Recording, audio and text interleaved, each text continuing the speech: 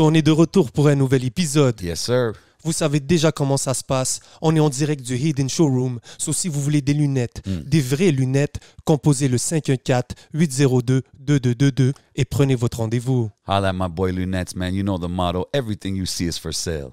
Et bien sûr, vous voyez nos yeux, vous voyez l'ambiance, vous savez déjà comment ça se passe. Big shout out à la famille de Smoke Signals, Kanisatake. Oui, big shout out Smoke Signals. You know they got us right every week. Shout out to the day ones. Yes, sir.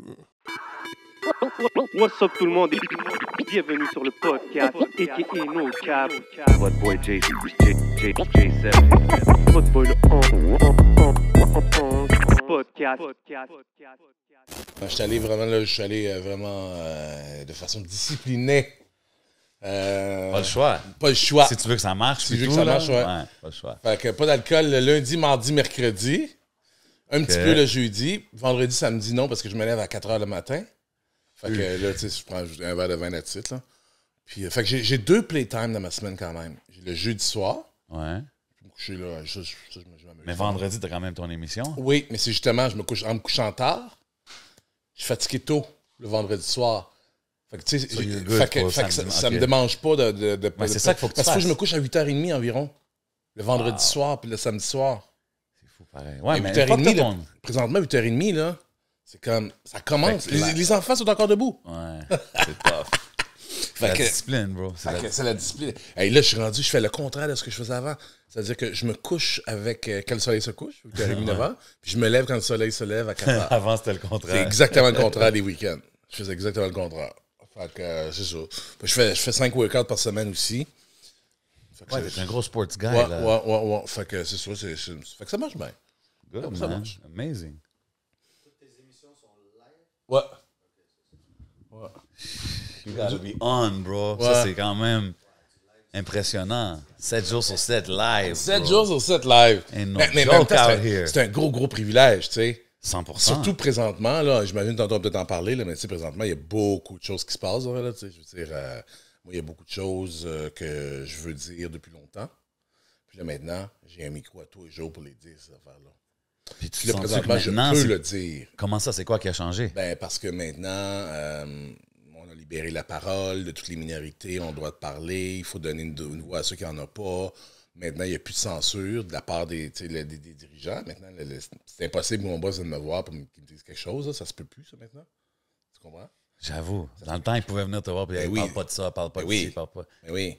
Et là, maintenant, ça ne peut plus se faire. Fait que maintenant, tu sais, j'ai carte blanche. Pourquoi Moi, c'est ça quelque peut chose plus que se je veux faire? depuis 30 ans, là, ça. Tu comprends? 30 ans, je veux ça, moi, dans ma vie. Crazy. Fait que là, ça arrive là cet été. Fait que c'est pour ça qu'à don't mess with it, là, tu sais. C'est un privilège d'avoir un micro important. tous les jours. C'est là, cool si- que tu reconnaisses ça as a Ouais. privilege parce que ça l'est. Puis tu sais, t'as passé toutes les eras, genre. Fait que t'as vu comment que c'était avant dans le temps de genre, hey, dis rien à qu'est-ce que c'est aujourd'hui. C'est dope. Exact. Yes, sir. Legendary stuff right here. Juste rapprocher un peu le Oui. micro, on va se mettre bien comme il faut. Got you. Ben, tu sais, c'est tout un contexte qui est large, là, comme aussi comme la démographie. Tu sais. Ce n'est que la démographie, tu sais, maintenant, c'est ben, tu sais, les boomers qui sont moins là. Fait que, tu sais, il y a plus d'opportunités, tu sais, pour... J'allais dire, Chris, c'est drôle, c'est vraiment fou, là, j'allais dire sérieusement, nous les jeunes, j'ai 52. Mais non, mais t'es Mais jeune, c'est parce young at que, heart, baby. mais c'est parce que pendant longtemps, j'avais tellement pas d'espace pour respirer, pour agir, là, tu Que sais. là, tu l'as, c'est fou, hein? C'est comme le never-ending fight là, qu'on parle tout le temps, surtout quand on parle du hip-hop. Je parle toujours de ça, moi aussi. À tous les jours, je parle de ça, les luttes inachevées. Big facts, man. Y'all know what it is, right? Vous savez déjà qu'est-ce qui se Vous passe. savez, on est où? On est au podcast chaque semaine, 11 MTL. Big shout out, Hidden Showroom. Y'all know what it is, man. Puis vous savez, chaque semaine, c'est des gros guests ici, man. Cette semaine, c'est spécial, bro. Tell him, tell him. I mean, on a un mélomane, Effectivement. un journaliste, Mhm. un animateur, Un classique. un vétéran du monde médiatique québécois. Fact. Puis, en passant, quelqu'un que j'écoutais quand j'étais jeune à Musique Plus, je parle du seul et unique Philippe Fémieux dans la maison. What up, bro? Yes, sir. Yes, sir. Yo, pour tout le monde qui regarde, man, c'est cool d'avoir ces conversations-là ici avec des gars qui sont behind the scenes, puis surtout des gars qui sont là depuis longtemps, man. Fait que ça fait vraiment plaisir que tu viennes chiller avec nos Je podcasts. suis vraiment content d'être là, vraiment. C'est un grand privilège. Yes, sir. Yes, sir. Fait que, tu sais, comme que je dis depuis tantôt, ça fait plusieurs années que tu es là. Puis, tu sais, on en a parlé maintenant au début en commençant, mais c'est quoi qui te garde vraiment passionné pour cette game-là. Là. 7 jours sur 7, live sur la radio, c'est quand même impressionnant. Ce qui me garde passionné, c'est toutes les choses que j'ai pas pu dire depuis longtemps, depuis 30 ans. Et c'est même les choses que mon père pouvait pas dire non plus avant. Mon père est arrivé du Bénin en 67 à Montréal. Et puis, il est arrivé avec une idée ferme de pouvoir documenter l'histoire noire au Canada. Puis, comme homme noir, comme homme africain, dans les années 80, 70, 80, au Québec, là, un homme noir n'avait pas beaucoup de voix, tu sais. C'est quand même une grosse mission, ça. C'est une grosse mission. Est-ce que tu sais d'où cette mission-là lui est venue? Oui. Oui, je sais. Mais ça fait pas longtemps que je le sais. Ça fait comme 5-6 ans que je le sais. Ça fait même pas 4 ans environ que je le sais. C'est après sa mort. Là, j'ai mes cousins, cousines, mes oncles, mes tantes au Bénin. À Cotonou, que j'allais visiter là-bas, ils sont venus pour son enterrement. Puis après ça, je suis allé là-bas. Puis là, ils m'ont parlé de sa quête qui a commencé, lui, dans les années 50, avec une idée du panafricanisme, là, donc avoir une Afrique renouvelée, une Afrique qui se débarrasse du colonialisme, puis tout ça. Puis c'était important aussi pour les Africains sur le continent, dans les pays, différents pays, de savoir ce qui était arrivé aussi avec le frère et leur sœur qui est arrivé dans les Antilles, dans les Caraïbes, aux États-Unis. Puis là, mon père a commencé à searcher là-dessus, fait beaucoup de recherches là-dessus. Puis là, évidemment, il y a beaucoup de documentation sur l'esclavage aux États-unis, les Antilles, Brésil, Caraïbes, tout ça. Mais là, à un moment donné, il cherchait puis il ne trouvait pas au Canada. Puis là, mais ça se peut pas. Il était au Bénin à ce moment-là. Là. Donc, fin 50, début 60. Tu penses au Canada? Là, il check. Il check sur le web. Non, plot twist. Non, mais sérieusement, il va à la bibliothèque, il check un papyrus. Non, mais il regarde partout, puis là, il essaie, il est à l'université, il est dans les réseaux universitaires. Fait que quand même, s'il y avait eu de l'information, elle serait dans les réseaux universitaires. Fait que là, il regarde, puis là, il trouve rien. Puis là, pour lui, c'est important quand même, parce que dans un des fondements du panafricanisme, c'est le savoir. Puis c'est le savoir intergénérationnel, puis tout ça. Fait que là, il réussit pas à trouver.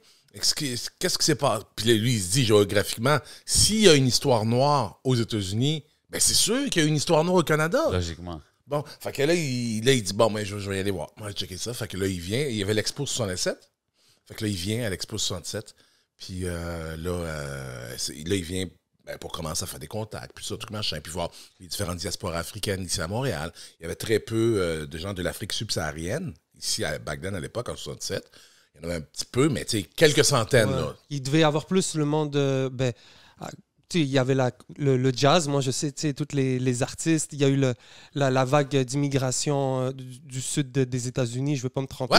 Puis c'est à cause dans l'ouest de Montréal. Shout-out à RJ, Joseph, là, qui m'a fait un tour de NDG. Donc c'est les Anglos. C'est les Anglos. C'est les Afro-Anglos. Dans l'ouest, là. Il y a l'église là-bas, là, sur Atwater, puis tout ça. Puis il y avait, c'est ça, toute la vie du jazz. Bon, c'est ça. Fait qu'il y avait ça. Mais ça fait quand même un clivage entre les Anglos qui viennent des îles, parce que ça, c'est des gens qui viennent des îles, qui sont venus de la Jamaïque, qui sont venus des Barbades, puis tout ça. Puis la réalité de l'Afrique subsaharienne, l'Afrique francophone, c'est complètement différent. Fait que, mais quand même, il y a des frères quand même. Ils s'accrochent à ses frères quand même. Il y a des Haïtiens qui sont déjà là, qui sont déjà arrivés, eux autres, la première vague d'immigration. Mais là, il search, puis là, à un moment donné, là, il rencontre la plus belle femme au monde. Ma maman. OK. Fait qu'il est jamais reparti. Fait que là, il a... T'es un bon storyteller, parce que chaque fois que tu fais tes pauses, je suis comme... Ah? Là, comme, OK. Disons que celle-là, c'est pas la première fois que je la raconte. Mais sérieusement, il a vraiment grindé sur ma mère. OK, je la fais pas trop long, celle-là. Il a vraiment grindé. Parce que l'expo, ça a commencé au mois d'avril, puis ça a fini, je pense, au mois d'octobre. Tu sais qu'il y a des gens cet été-là qui sont allés tous les jours à l'expo, parce que l'expo, c'était vraiment l'ouverture sur le monde. Là, à l'époque, là, c'était steak, blé de patate, là, ici, là, la bouffe, la musique aussi, c'était, ça voyageait pas. Là, fait que pour les gens, même les Québécois de souche, ça a été un vrai eye-opener là, très, très important. Sur le monde extérieur. Sur le monde, pouvoir manger de la nouvelle bouffe, entendre des nouvelles langues, de la Moi, nouvelle musique. mes parents sont venus dans cette vague-là, 67, dans ce temps-là. Ah oui, c'est ça. C'était vraiment riche pour eux autres. Là, fait que là, mon père, il spot ma mère au mois d'avril. Fait que mon père, lui, arrivait, il était passé en France, puis donc, il y avait des manières, disons, moins russes, peut-être plus raffinées que les Québécois de souche. Fait que là, il voit ma mère qui avait son petit sac à main, puis elle avait son petit sac à lunch. Et puis là, il a offert à ma mère, bon, madame, puisque vous allez vers le métro, est-ce que vous voulez que je porte votre sac? Je peux porter votre sac jusqu'au métro, tu sais. Non, ben voyons donc, elle était féministe, puis ça, je suis capable de porter mon sac tout seul. Fait que ça, il a fait ça. Puis surtout, tu sais, les hommes qui offraient des affaires comme ça, un peu plus, élégantes à l'égard des femmes. Et au Québec, back then, c'était moins courant, tu sais. Fait que ma mère, ben non, je suis capable, là. Fait que là, ça, c'est au mois d'avril, là, j'ai dit. Mais il se passe. Mon père essaye encore, il grind. Madame, est-ce que je peux porter votre sac jusqu'au métro? Maman, non. Juin se passe. Juillet passe. Okay. Le mois d'août passe.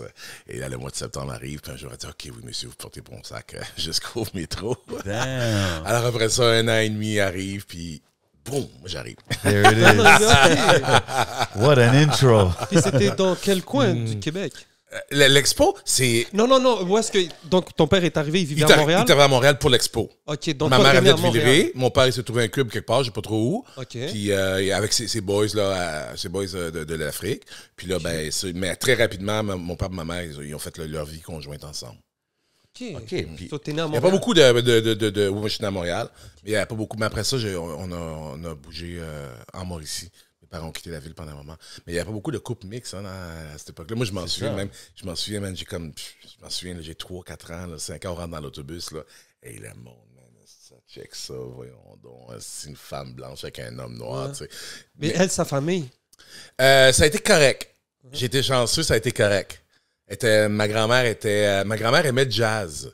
Ma grand-mère était quand même tu sais, si je faisais pas une grande éducation, mais était curieuse. ouverte. Était ouverte. Fait que, tu sais, je veux dire, mon père, il était super bien accueilli, tu sais, dans la famille, chanceux de ça. Moi, j'avais vu une affaire Saint-Tite ou quelque chose. Oui, Saint-Tite, oui, j'ai habité là. Là, à un moment donné, fait que là, moi, je venais, 69, fait que là, 67, mon père arrive. Tu parles genre des Blacks à Montréal dans ce temps-là, mais moi, quand tu me dis ça, je pense à Saint-Tite. Si t'as habité là, ça a dû être spécial. Là, c'est vraiment spécial. Fait que là, mes parents m'ont donné bulle au cerveau, même. En fait, c'est parce qu'il y avait un mouvement dans les années 70 au Québec de retour à la terre. Peace and love, un peu. Fait que là, mes parents, ils voulaient s'inscrire là-dedans, tu sais. Bon. Fait que là, ils cherchent des maisons, ils n'ont pas tant d'argent. Puis là, à un moment donné, ils commencent de Laurentides, ils commencent dans le canton de l'Est. Puis là, je me souviens, on a une voiture, puis on cherche. Puis là, à un moment donné, bing, on trouve une maison blanche. C'est à Sainte-Tech, la Mauricie. Sainte-Tech, c'est un village de 3000 habitants. On arrive là en 74. Mais j'étais chanceux parce qu'on est arrivé dans le quartier africain de Sainte-Tech. Ah, il y avait un quartier africain là-bas. Non. En plus, shout out Smoke Signals parce que Smoke Signals got me like, hein? Il y avait un quartier. Les kids me touchent, hein, sérieusement, legit, là. Je n'exagère pas. Mais ils n'ont jamais vu ça. Ils me touchent les cheveux, ils me touchent la peau. Wow. Ils n'ont jamais vu ça, les capotes, là. Tu sais, la TV est noir et blanc, il n'y a personne d'autre, là. Tu sais, même le film, mettons, Sidney Poitier, là, devine qui vient dîner, là, ça tourne même pas à la TV. Ils n'ont jamais vu de noir, là. Wow. Fait que les autres, c'est beaucoup pour eux autres, là, tu sais.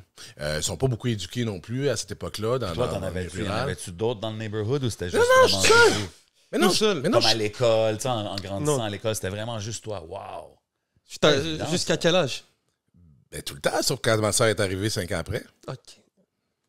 Damn. Puis c'était comment? Genre, y avait-tu beaucoup de bullying? Ben oui, c'est sûr, il y a beaucoup de bullying. Mais jeune, ben tu sais, bon, moi, ma force, là, j'ai 2 affaires qui sont arrivées. Jeune, for some reason, moi, j'ai toujours un pas pire sens de tu sais, je remarque les choses, comment on dit, le sens d'observation. J'ai pas pire sens d'observation, mais j'ai remarqué, ben oui, mais crime, tout le monde se fait bullier. Si t'es gros, tu te fais bullier. Si t'es roux, tu te fais bullier. Si t'as de l'acné, tu te fais bullier. Si, voilà, tout le monde bully tout le monde, là, tu sais. Ouais. Fait que moi, très rapidement, Nègre, moi, c'est devenu, dans ma pensée à moi, dans ma psyché, pour moi, c'est devenu un compliment.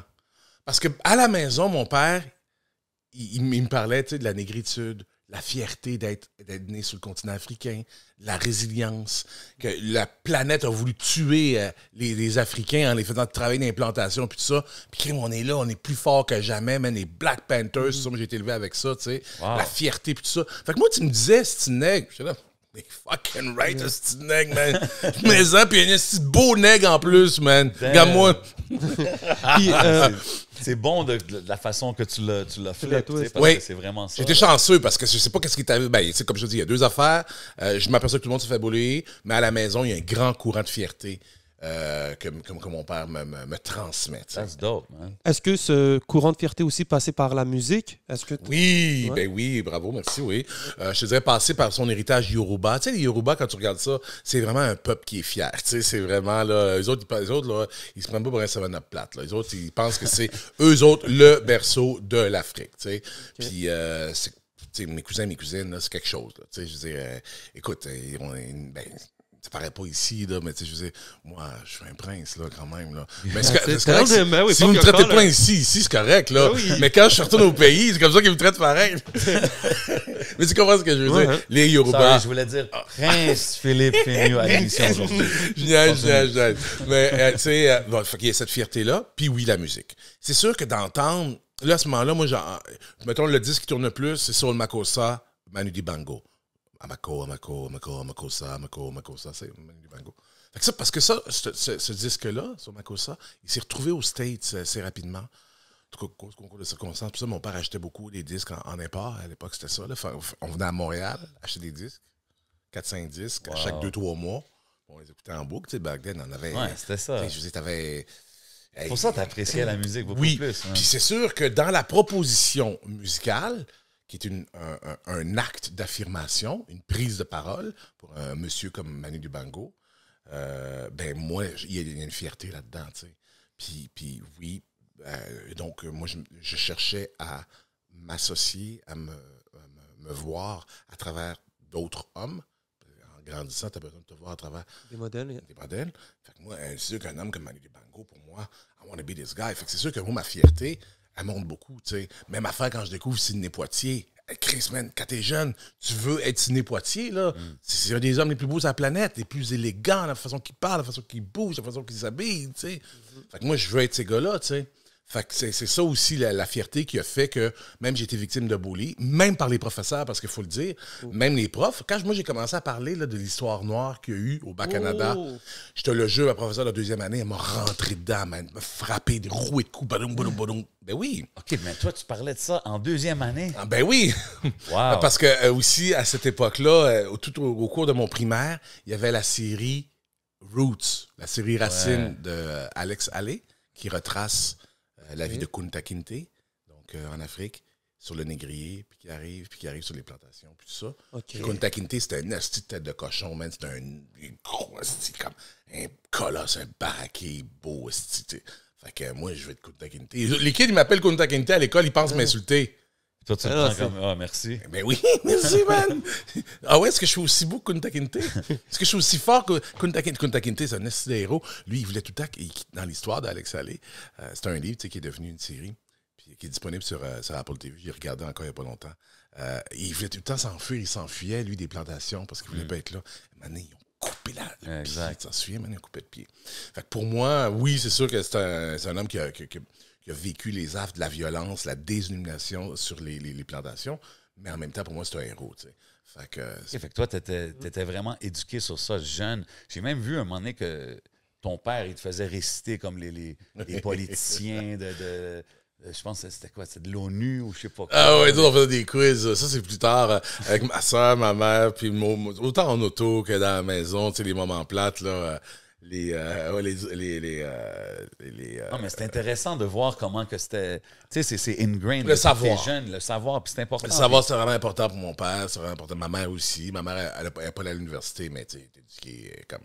Ah ouais, non. Même, là, puis tu sais, quand on parle de musique, tout ça, est-ce que tu as toujours. Ou est-ce que Musique Plus, c'était le premier move as far as, hey, je m'en vais à Montréal, puis ça, c'est ce que je veux faire? En fait, moi, je savais que je voulais travailler à Radio-Canada. Ah ouais, même dans ce temps-là. Moi, j'avais 5-6 ans. En regardant la TV ou en à Radio-Canada Radio. La radio. Ouais, la TV, ça n'a jamais été mon truc que je voulais faire. OK. Non. C'est le premier médium, c'était la radio. Ben oui, sauf quand Musique Plus est arrivé. Là, j'ai 17 ans. Musique Plus arrive. Là, fait que là, j'ai fait en 87. J'ai 17 ans. Fait que là, moi, j'ai fait, ben là, je vais aller à Musique Plus pendant un bout quand même. Puis après ça, je vais rentrer à Radio-Canada plus tard. Puis c'est ça, j'ai changé mon plan un petit peu. Puis the story goes que tu as vraiment grind pour avoir ta place à Musique Plus. La connais-tu, l'histoire? Ben, ça, 4 mois, j'ai entendu une affaire de. Mais oui, non, t'as fait tes recherches, man! J'ai fait les féminines. Qui t'a l'a compté, celle-là? Parce que ça, c'est pas en ligne, ça, je pense. C'est pas d'une part, ça, non? Don't worry about it. Qui t'a compté ça? Mais non, j'ai fait mes recherches, Philippe. Ouais, celle-là. Mais ça a pris du temps, j'ai entendu, comme c'était difficile d'avoir la job, mais comme t'as vraiment poussé pour le faire. Puis je veux en parler parce que je veux que surtout les jeunes qui regardent, eux qui veulent rentrer dans la game, dans l'industrie, sachent que c'est pas si on ferme une porte que c'est fini. C'est pas grave, c'est pas grave une porte qui ferme, là. Puis c'est normal. Ouais. C'est pas personnel. C'est circonstanciel. C'est même que je vois ça. Faut pas que tu sois blessé par ça, là, tu sais. Parce que c'est vrai que c'est pas contre toi, là. T'sais, ça serait prétentieux de penser qu'à chaque fois qu'une porte se ferme, c'est contre toi. Ouais. C'est parce qu'il y en a d'autres qui les ouvrent. Il y a d'autres éléments. Ouais. Il y a d'autres qui veulent ouvrir des portes. Ils ont le droit aussi. Puis après ça, ben, il y a, tu sais, il y a l'esprit des ancêtres qui nous protège en haut. Faut aller le chercher par contre. C'est sûr que si tu veux vraiment, tu sais, je veux dire, faut que tu continues. C'est quoi qui a fait que Musique Plus dise OK, on va te donner ta chance? Il l'a vraiment cherché. Ben, check bien ça, ce que j'ai voulu créer comme situation, comme début de relation. Quelqu'un m'a déjà dit, si tu veux travailler avec quelqu'un, faut que tu donnes l'impression à cette personne-là qu'elle veut être en relation avec toi. J'ai dit, OK, moi, tu veux, c'est bon. En même temps, il y a quelqu'un qui me dit, je suis rentré dans le bureau du patron. J'ai vu, man, il y a une pile, à peu près 300 CV. À l'époque, ce qu'il fallait faire, c'est envoyer ton CV, 2 pages, puis une cassette VHS de toi qui est là sur YouTube, d'ailleurs. Là, bonjour, ici Philippe Fémio, tout ça, là, je l'ai tout fait ça. Bon. Fait que, là, il m'a dit, il y en a 300. Fait que là, il dit, oublie ça, man. Tu rentreras jamais. Oh, ça, c'était bon, ça. Qui t'a dit ça? Mon agent, à l'époque. Oui. Ah, il était bon pour moi, lui, hein? Shout out. Je l'ai-tu laissé, tu penses? Je l'ai laissé. Puis là, je me suis fait de mon plan. Puis, fait que là, j'ai dit, OK, c'est bon, pas de trouble. Fait que là, l'affaire de la relation, je m'étais dit, OK. Fait que je vais y aller intense avec eux autres, ce que je vais faire. Fait que là, je pogne le téléphone. À l'époque, pas de courriel, rien, tout ça. Fait que je pogne le téléphone, puis j'appelle l'assistante, ça s'appelle Nathalie Fecteau, l'assistante du patron à l'époque. Puis je dis, bonjour, madame Fecteau. Mais avant, excuse-moi, avant de prendre le téléphone, j'étais allé, mais ça, je vais dire ça. Il y en a qui vont penser que je suis vraiment fou, je suis un stalker, mais. L'autre bord de la rue? L'autre bord de la rue. Je m'installe l'autre bord de la rue, c'est 209 Sainte-Catherine-Est. Je m'installe l'autre bord de la rue. À tous les jours, j'y vais.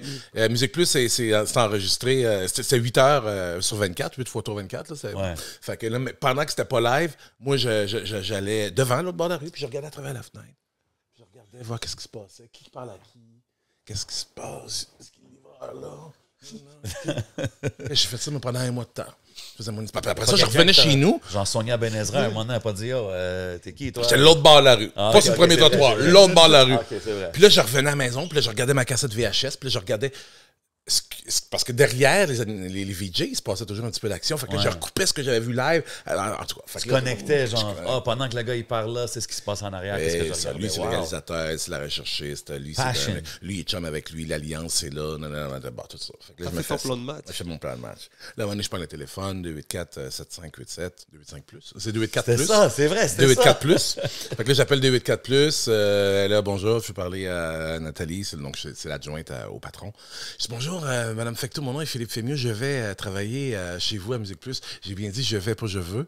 Je vais. Puis je voulais savoir comment je peux faire pour faire l'évolution sur mon dossier parce que j'ai envoyé il y a quelques semaines mon CV et ma cassette. Elle dit, c'est pas, il n'y a pas de trouble. Ce que je vais faire, c'est quand on va avoir votre nom, je vais vous appeler. Je dis, non, mais c'est ça l'affaire. Moi, ce que je propose de faire, c'est faciliter votre travail. Comme ça, c'est pas vous qui allez devoir m'appeler. Moi, je vais vous appeler. Comme ça de même. Puis pour faire l'évolution de mon dossier, elle dit, non, ça marche pas le même chez nous. Je dis, ouais, mais on pourrait l'essayer. Tu sais, on pourrait l'essayer que ça marche de même. Ouais. Fait que moi, ce que je propose de faire, c'est, aujourd'hui, c'est lundi. Puis j'ai commencé, moi, un lundi. Aujourd'hui, c'est lundi, il est comme à 10h30. Mettons que je fais ça à tous les lundis, je vous appelle à tous les lundis pour faire l'évolution de mon dossier. Puis ce que je propose aussi, c'est que les vendredis, on ferme la semaine ensemble. J'ai vu que vous alliez souvent dîner à l'extérieur les vendredis. Vous revenez vers quelle heure exactement? J'ai vu. Je savais, je faisais un mois, je la checkais, tu sais. Fait que, je sais pas, 1h30, parfait. Alors, vers les 14h, 14h30, je vous appelle, puis on fait l'évolution de mon dossier durant la semaine, puis je vais faire ça chaque semaine comme ça. Comme ça va vous éviter d'être obligé de chercher mon dossier. Wow. Moi, je vais vous le rappeler comme ça de même. Moi, je vais m'occuper de cette charge-là, ça me fait plaisir. Merci beaucoup, Nathalie. Ciao. Puis elle était comme, OK, vas-y, puis tu l'as fait, tu l'as appelé. Je l'ai fait, puis à un moment donné, il n'y a pas eu de moment donné qu'elle était comme, OK, là, tu vas t'appeler. Non, parce que je restais courtois. Puis l'affaire que je m'étais dit, ce que j'ai switché comme parce que c'est sûr que tu fais ça, tu le fais mal, t'as l'air d'un petit doigt là. Mais moi, je m'étais dit, elle, ce que je veux qu'elle voie, c'est que je suis un gars intense. Puis que si je travaille pour elle, je vais être intense pour elle. Ouais. Tu comprends? Parce qu'elle a besoin d'avoir quelqu'un d'intense pour elle dans son staff. 100%. Tout le monde a besoin d'avoir quelqu'un d'intense. Moi, je suis intense. Je vais être intense pour toi. Puis moi, tu n'auras pas de problème avec moi. Moi, t'es réglé tous les problèmes avant, puis tout, là, tu sais. Fait que c'est ça que j'ai installé tranquillement Pendant combien de temps, non? 4 mois. Ouais. Intense.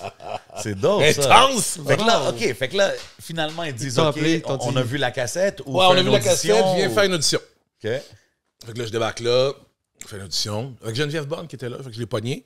Yeah. Live, j'ai fait comme une entrevue avec elle. Ah, Puis là, cool. 2 semaines après, ils m'appellent, puis ils me disent, OK, viens nous rencontrer. Fait qu'ils m'ont fait un dernier petit... Ils m'ont fait comme un quiz musical. Puis après ça, ils m'ont dit, OK, c'est mauvais temps. Puis t'as fait quand même... 4 ans. 4 ans, man. 93 à 97. Il y a des bonnes années, là, de C'est les 90s, grosses là. années, man. Les plus belles, là, je pense. Des bonnes Ça, années de musique aussi, pas, là. pas par rapport à moi, là, mais c'était au moment où la chaîne était mature, parce qu'au début, tu sais, ça a pris un peu de temps. Elle a ouvert en 87. Puis après ça, ben, tu sais, moi, quand je suis parti, le web montait. Quand je suis parti, Napster commençait.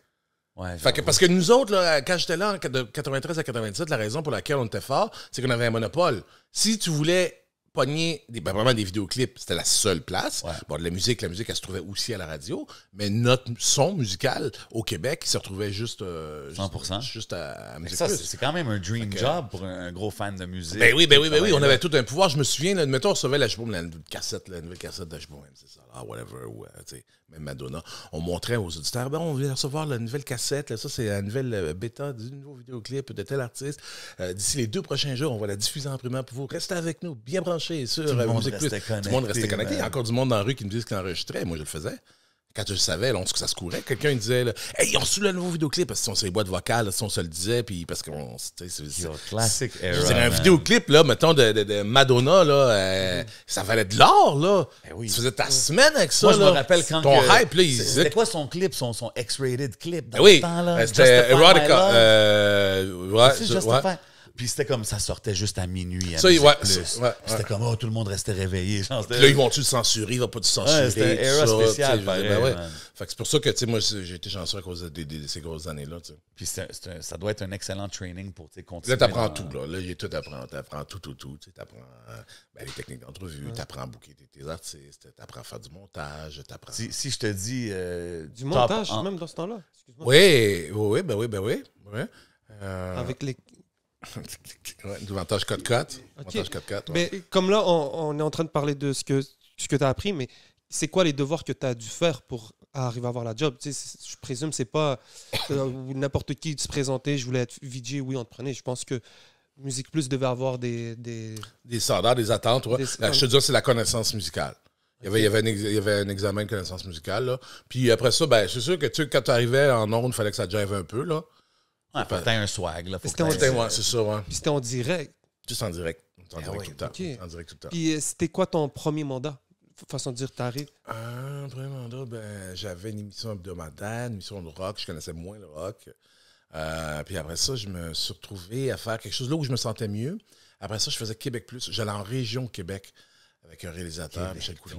Partout aux régions. J'allais toutes les régions pour aller pogner les bandes, les festivals, ici, les ça. Fait que ça, je me sentais bien parce que moi, la ruralité québécoise, je la connaissais bien à cause de Suntech. Ouais, j'ai partout. Tu sais, j'avais étudié à Jonquière, en ATM.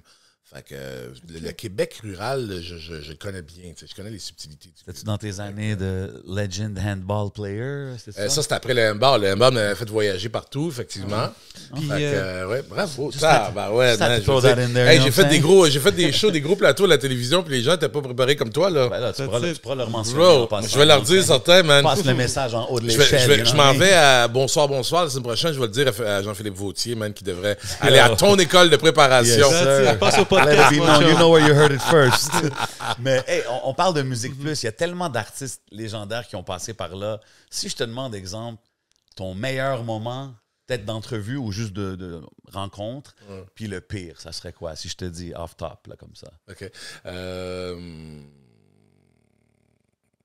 C'est quoi dans le nom du band de Henry Rollins? Rollins Band. Rollins Band, ouais. Mais oui, je pense que c'était raciste, lui. Ça se peut-tu? Ah ouais, hein? Je sais Eh, pas. ça se peut, je hein, sais quand pas. Je sais pas. Il m'a manqué de respect quand même un petit peu. Tu sais, puis, Ah ouais, mais il a l'air d'un... Ouais. Il n'a pas été Henry fin avec moi, tu sais. Rollins. Là, à un moment Ok. donné, je lui demande, à un moment donné, il est vraiment pas fin, il est chiant avec moi, tu sais, puis tout ça, tu sais, fait que, là, à un moment donné, je dis, tu sais, j'essaie de le flatter, fait que là, je dis, on parle de gym, puis tout ça, tu sais, j'étais allé au gym aujourd'hui, puis ça. Je dis, puis là, j'ai dit, ouais, ça, j'ai dit la phrase legit comme ça, je dis, I read somewhere that you bench 225, you don't bench. Oh, you can read. I didn't know. Fait que, tu sais, c'était de même. Oh, Il shit, était de même ok, avec moi. Il était de même avec moi, ouais, c'est ça, il était de même. Mais peut-être que j'ai pas pogné son humour, je sais pas. Fait que lui, c'est le seul moment vraiment poche que j'ai trouvé, là. Puis C'est wack parce que c'est quand même tes premières années dans la game. oui, j'étais jeune. J'ai 23 ans, je commence. Hey, maintenant, tu me fais ça, man. C'est ça, tu sais, aujourd'hui, tu pourrais Il va dealer passer avec un ça, mauvais quart d'heure avec moi, là, je veux pas dire physiquement, là, mais tu sais, m'a te le roaster, là, puis il va perdre à ça, tu sais. Mais sinon, il y a plein de moments savoureux, tu sais. Écoute, ça, c'est drôle, là. Check bien ça une fois. Avec les deux petites, une très courte. Robert Plant, de Led Zeppelin. Fait que, je sais pas quel âge qu'il a, en 93, mais il est vraiment beau, il est grand, une grande chevelure, les yeux bleus, tout ça, tout machin, tu sais. Puis à un moment donné, je travaille, je suis en train de travailler chez mon bureau, puis là, il y a un gars qui arrive derrière moi, puis il me tape l'épaule comme ça de même. Puis là, je me retourne. What the fuck, man? You know? Fait que là, c'est Robert Plant. Robert Plant, c'est Led Zeppelin. Fait que là, j'arrive à me lever, tu sais, j'ai hi, Mr. Plant. Oh, don't call me Mr. Plant, just call me Robert. J'ai dit, oh, well, nice to meet you, Mr. Robert. En bégayant, là, tu sais. Mais sinon, tu sais, ben ça, une fois, ça, c'est drôle, ça, là. Mais lui, il est juste venu te dire what's up comme ça. Ouais, lui, il était là, il faisait une entrevue plus chillait, tard. Fait genre. que là, il chillait, il attendait, il perdait du temps. Fait qu'il est venu me dire bonjour, tu sais. C'est pas un gentleman, tu sais. Les plus grands, c'est les gentlemen. C'est vrai, hein? C'est vraiment là, je sais qu'on le dit, c'est cliché, là, mais les plus grands, c'est les gentlemen. Toujours comme ça, les c'est petits vrai. bands de cons, man, des fois, là, qui arrivaient, là. Parce que dans le temps du grunge, là, des fois, il y avait des bands qui faisaient un hit, là. Puis là, tu sais, c'était vraiment l'âge d'or de la musique alternative, là. Ouais. Tu sais, après, mettons, Nirvana, là. Ouais. Fait que tous les petits kids de band, ils faisaient un band, man, il arrivait en autobus, c'était pas lavé depuis 4 mois, il puait, man. Puis il arrivait, puis il me faisait chier, man, voyons donc. C'est comme, je me souviens, Véronique Cloutier m'avait aidé à me mener à relativiser tout ça. Elle a dit, Chris, ils sont même pas connus. Nous autres, ils nous connaissent. Il y a personne qui les connaît, les autres. C'est nobody, les autres, tu sais. Shout-out Véro. Oui, Charlotte Véro. T'étais-tu là dans les années de KCLMNOP, Rap City? Ouais. Ben, juste après, hein, c'est ça. Il est arrivé juste après. Voilà. Il est rentré quand même juste avant que je parte un petit peu. Mais tu sais, ça, j'en ai une pop-up, tu vas l'aimer. Fait que, à un moment donné, Slash, de Guns N' Roses, fait un album qui s'appelle Slash Snake Pit. Slash and Avec Snake Pit. Yes. David, Eric Dover, puis un autre dude, ils font un super band, puis là, ils viennent à Musique Plus. Puis moi, je fais l'entrevue. À 14h, on fait l'entrevue prestation. Ils jouent 4-5 tunes, tu sais, gros setup. Tu sais, ils faisaient un show le soir, puis ils venaient à Musique Plus avant l'après-midi. Tu sais. Fait que là, ils débarquent chez nous, puis à midi, pour le soundcheck, placer les affaires, soundcheck, avant de commencer. Fait que là, il me débarque, c'est très gentil par ailleurs. Tu sais, il est très calme, très doux. Slash, tu sais, il a l'air d'un gros rocker, mais pas du tout. Il est très, très, très gentil. Mais il arrive avec sa bouteille de Jack Daniel. OK. Il arrive avec sa bouteille de Jack Daniel. Ben là, je ne pourrais pas le voir autrement, Ben, Slash. voilà. Fait que là, il est là. Puis sa bouteille de Jack Daniel. Puis ben, il fait son soundcheck. Puis il fait. Puis là, la bouteille, elle descend. Puis là, à un moment donné, mon réalisateur, il vient me voir. Il me dit, Chris, on est en onde dans 1 heure, man. Il a quasiment ça fini sa bouteille. Moi, je veux pas qu'il soit fucking wasted en onde. Arrête-les de boire. Ben, dis d'arrêter de boire. Pardon. Moi, je vais dire à Slash comment gérer son alcool. Yo, sérieux. Oui, non, je pense qu'il va gérer son alcool. Il est sur la route aussi depuis des années. Il est quand même bien beau. Mais là, sa bouteille descend. Moi, là, je trouve ça. Maintenant, il s'en va aux toilettes. Il se lève, il quitte le setup, puis il s'en va aux toilettes.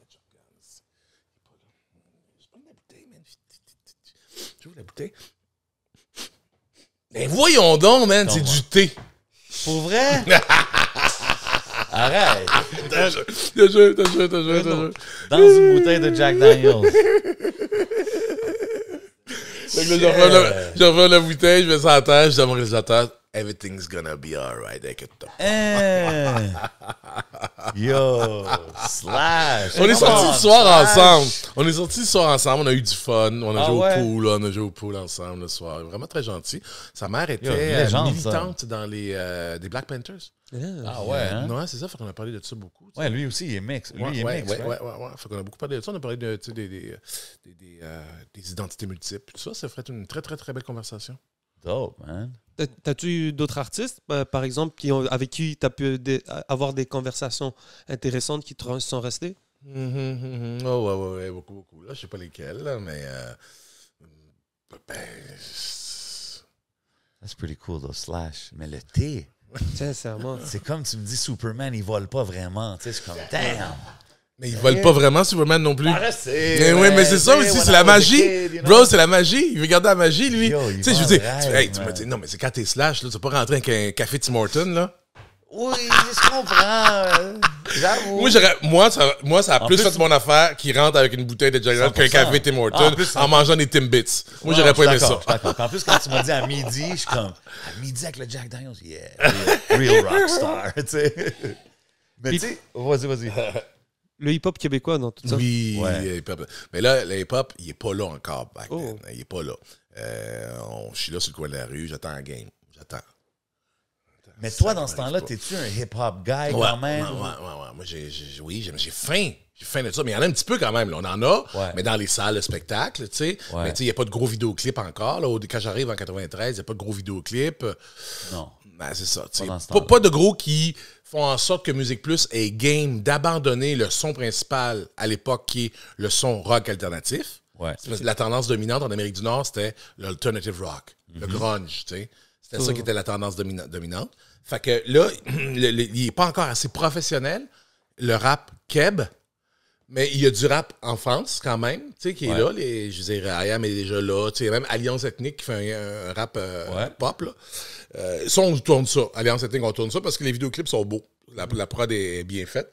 Puis, ce qui se passe aux States, on tourne quand même un petit peu, tu sais, du Cypress Hill, puis tout ça. Ouais. Ça rentre chez nous, on le tourne, mais c'est jamais en rotation forte, c'est en marge toujours. C'est le courant marginal. Ouais. Ben, moi, honnêtement, c'était vraiment, j'écoutais plus les émissions, tu sais, les Rap-Cités. Ouais. Ça, c'est ces après moi, émissions-là. ça.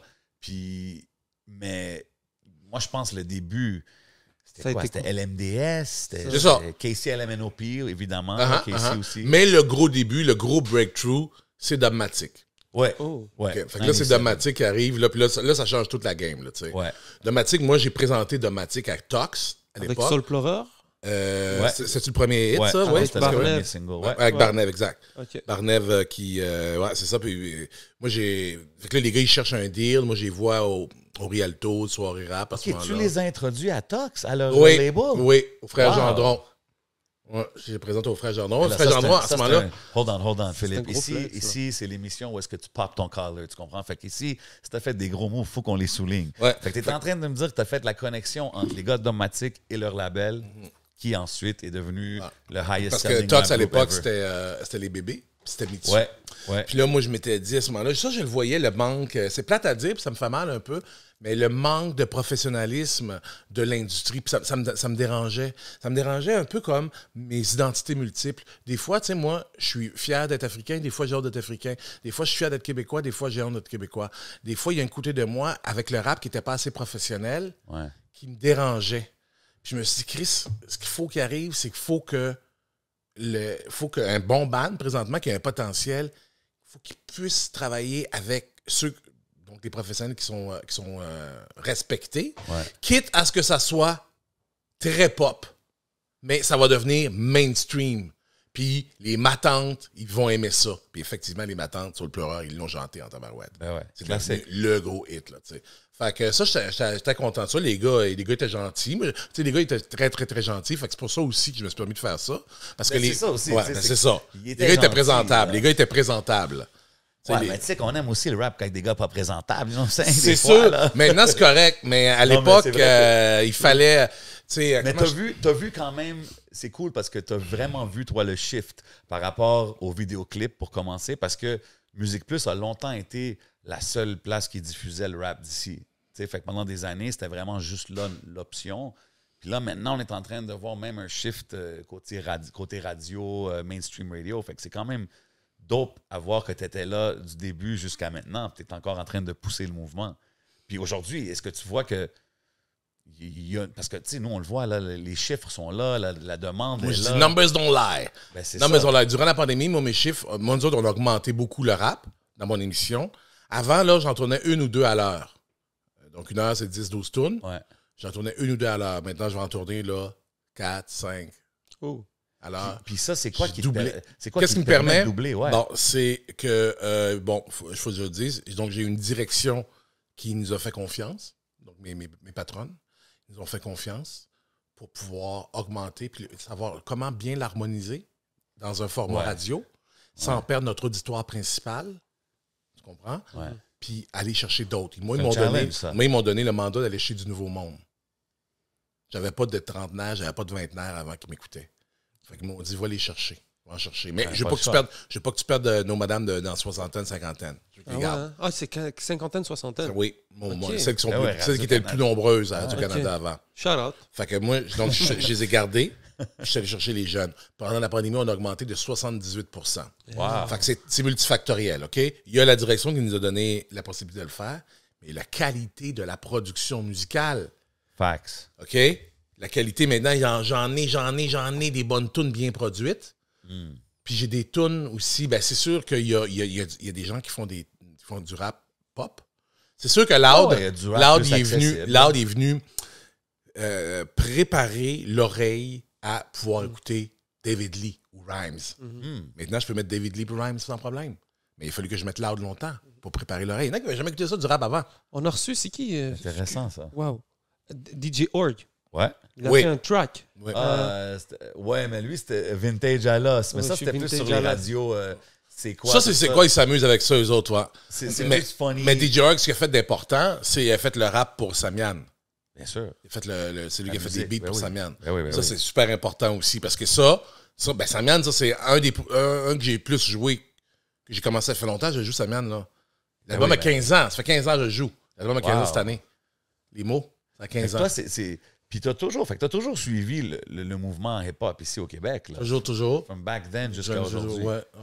C'est qui, disons, pour toi, si je dis comme ça, random à Philippe Fémieux, ton GOAT de rap au Québec? The greatest of all time. Ah, mais là, ça se peut pas dire ça. Ben là, Ça se peut pas répondre à là, ça. c'est des goûts personnels. Il n'y a pas de mauvais choix. OK, ça se peut pas. Mais je vais te dire, à un moment donné, là. Mais j'en ai plusieurs, OK? Mais je vais te dire. Tu peux donner des. Je vais te dire, à un moment donné, tu sais, quand je divague avec mes amis, puis ça, puis je dis, hey, ça va bien, c'ti, puis mettons, là. Je suis trop niaiseux, je peux pas dire ça. Mais je vais te dire. Regarde, ce matin, Ouais, tu demandais aux gens c'était quoi leur chanson favorite pour aller en road trip. road trip. Ouais. Donc, t'as 3 albums de rap québécois Ah, à c'est jouer sûr pour aller en que road les trip. Dedo. Les Dead Obies. Ça, ok. c'est Gros sûr. gars Dead Obies. Dead Obies, Ok. moi, là, j'ai vu Dead Obies, je sais pas combien de fois, man, tu sais. Ok. C'est ça, ce que j'allais dire tantôt quand j'étais gêné, là, parce que je suis niaiseux, là. Si, une année, j'étais tombé multimillionnaire, à un moment donné, j'aurais acheté les Dead Obies.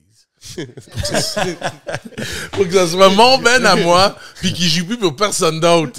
J'aurais Shout out Dead Obies, donné au gars, j'aurais dit, je sais pas, genre, là, OK, je te donnais 2 millions par année, mais tu joues plus pour personne d'autre. Tu joues juste pour moi pour mes events. OK. Puis une fois de temps en temps, ça se peut que j'appelle, puis je te dise, dans 2 heures, à telle place, s'il vous plaît. Ça serait méga. Faut toujours que tu sois disponible. C'est ça. Damn. T'as-tu déjà essayé de faire du rap? Non. Non? Non. Ça Ouais, t'est- t'as jamais fait de musique ou. Non. Huh. Non.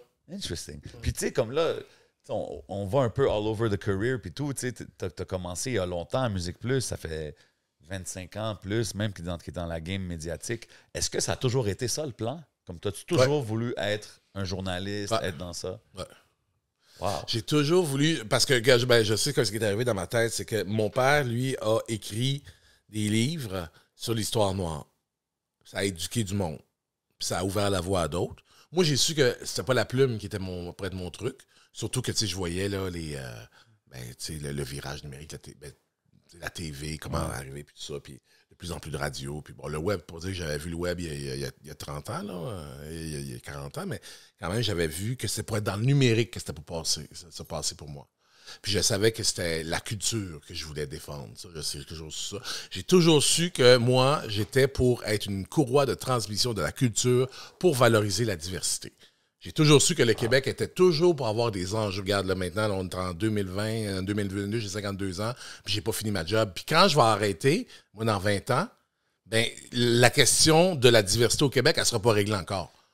Fait que moi, faut que je continue à grinder là-dessus, puis j'en forme d'autres aussi pour travailler sur la grande question de la culture. Ça me fait penser à, tu sais, tu dis, maintenant j'ai plus de liberté pour parler, tout ça. Puis c'est sûr, dans les grands médias, comme qu'on dit, oui, mais même dans des places comme Musique Plus, où est-ce que c'était... Tu sais, c'était pas le même genre de média que Radio-Canada. Là. Il me semble que tu aurais peut-être plus de liberté à parler sur ce genre d'issues-là.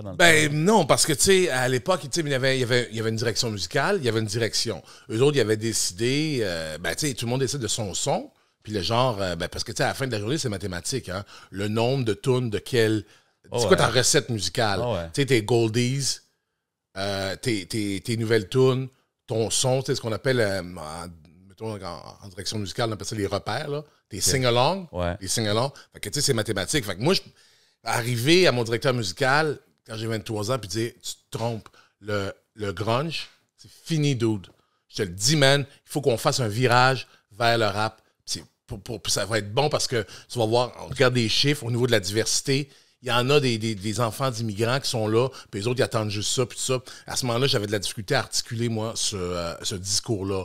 J'avais de la difficulté peut-être aussi à arriver avec les études, des Just Don't Lie, avec les études pour pouvoir dire, je te le dis, que tu vas faire de l'argent avec ça. Au fil des années, j'ai été capable d'articuler un discours plus business. Ouais. Pas juste de mes valeurs. Avant, je parlais plus de mes tripes, avec mes valeurs. C'est important, la diversité, puis ça, c'est riche, puis c'est encore ça, man. À la fin de la journée, c'est comment on va faire pour faire de l'argent ou comment on va faire pour atteindre nos objectifs. Yeah. Mais ça, maintenant, je suis capable de trouver un narratif à une direction pour les aider à atteindre leur objectif. C'est ça que je fais maintenant. C'est comme tu travailles. C'est quoi ton objectif? Tu vois, on va y aller, on va le trouver ensemble. Ouais. You're working the system from the inside, genre. Oui, parce que moi, je connais les gens dans la rue, là, tu sais. Ouais. Je connais ce que les patrons connaissent moins. Moi, je prends le métro, je prends l'autobus, je vais dans les festivals, je vais dans les shows, je suis là. Fait que moi, je le dis, je connais ces gens-là. Ils sont là. Ils attendent ça. C'est vrai. Tu veux que je les amène? Ben là, donne-moi cette tune-là, par exemple. Donne-moi cette tune-là, donne-moi de la liberté pour parler, puis ces gens-là, je vais te les amener ici. Ah, mais c'est vraiment nice de voir que tu as pu le faire maintenant avec ton émission. Ouais, c'est cool. Ouais. Je suis chanceux, j'ai la confiance de mes patrons. Oh. Mais il y a un timing aussi qui est favorable. On parlait avec Katie Antoine, big shout-out. Big et ups. elle a dit elle avait des ambitions pareilles en tant que jeune femme noire au Québec. Mm-hmm. Puis elle avait de la misère, comme ses rêves ne faisaient pas de sens, disons, pour elle. Elle nous racontait ça. Elle dit, une jeune femme noire à la TV au Québec racontait ça et tu ne pouvais pas y croire. Est-ce que toi, tu y croyais dès le début? Est-ce que tu avais des modèles, peut-être en tant que journaliste, des gens que tu t'es dit, qui t'ont guidé à faire ça, ou il y avait seulement ton père en tant qu'historien qui t'a poussé vers ça? C'est ça, il n'y avait pas beaucoup d'autres hosts... Ben oui, j'aimais ça. Des styles différents, mais des chemins semblables. Yeah. Alors, Ralph Boncy. Ralph Boncy, lui, c'est un animateur journaliste qui poussait la musique du monde déjà depuis les années 90. Donc ça, c'est des gens qui m'ont aidé à emprunter leur chemin. Sinon, sérieusement, je dis pas ça à cause de ce timing-là, mais il y a un homme qui s'appelle Yves Alavo qui s'intéressait à la culture ici, évidemment la culture métissée. Mon père était ami avec lui, il travaillait pour la ville de Montréal. Donc, il y avait un côté, comment dire, un homme donc, instruit, érudit, mais posé, réfléchi. Fait que moi, j'ai beaucoup entendu des conversations de ces hommes-là qui voulaient prendre, qui avaient déjà défriché le même chemin que moi. Fait que j'ai plagié certains de leur comportement. Mm-hmm. Parce qu'il fallait être très patient aussi, tu sais. Quand tu es une personne de la marge qui veut tasser ceux qui ont les privilèges, il faut que tu sois très patient. Tu fais ça de la bonne manière. Parce que sinon, tu te fais tasser, autrifier, bye, ciao. Prenez des notes, c'est des facts, ça. C'est vraiment ça. Faut que tu ailles vraiment le mollo. Bien dit. We're everywhere with the conversation, tu sais, puis on a mentionné du rap, puis le rap d'ici. C'est rendu du rap de grande qualité, comme qu'on a dit tantôt. Tu sais, even down to the ad-libs. Yeah. Même les ad-libs sont dope. On frappe! Ouais. On frappe.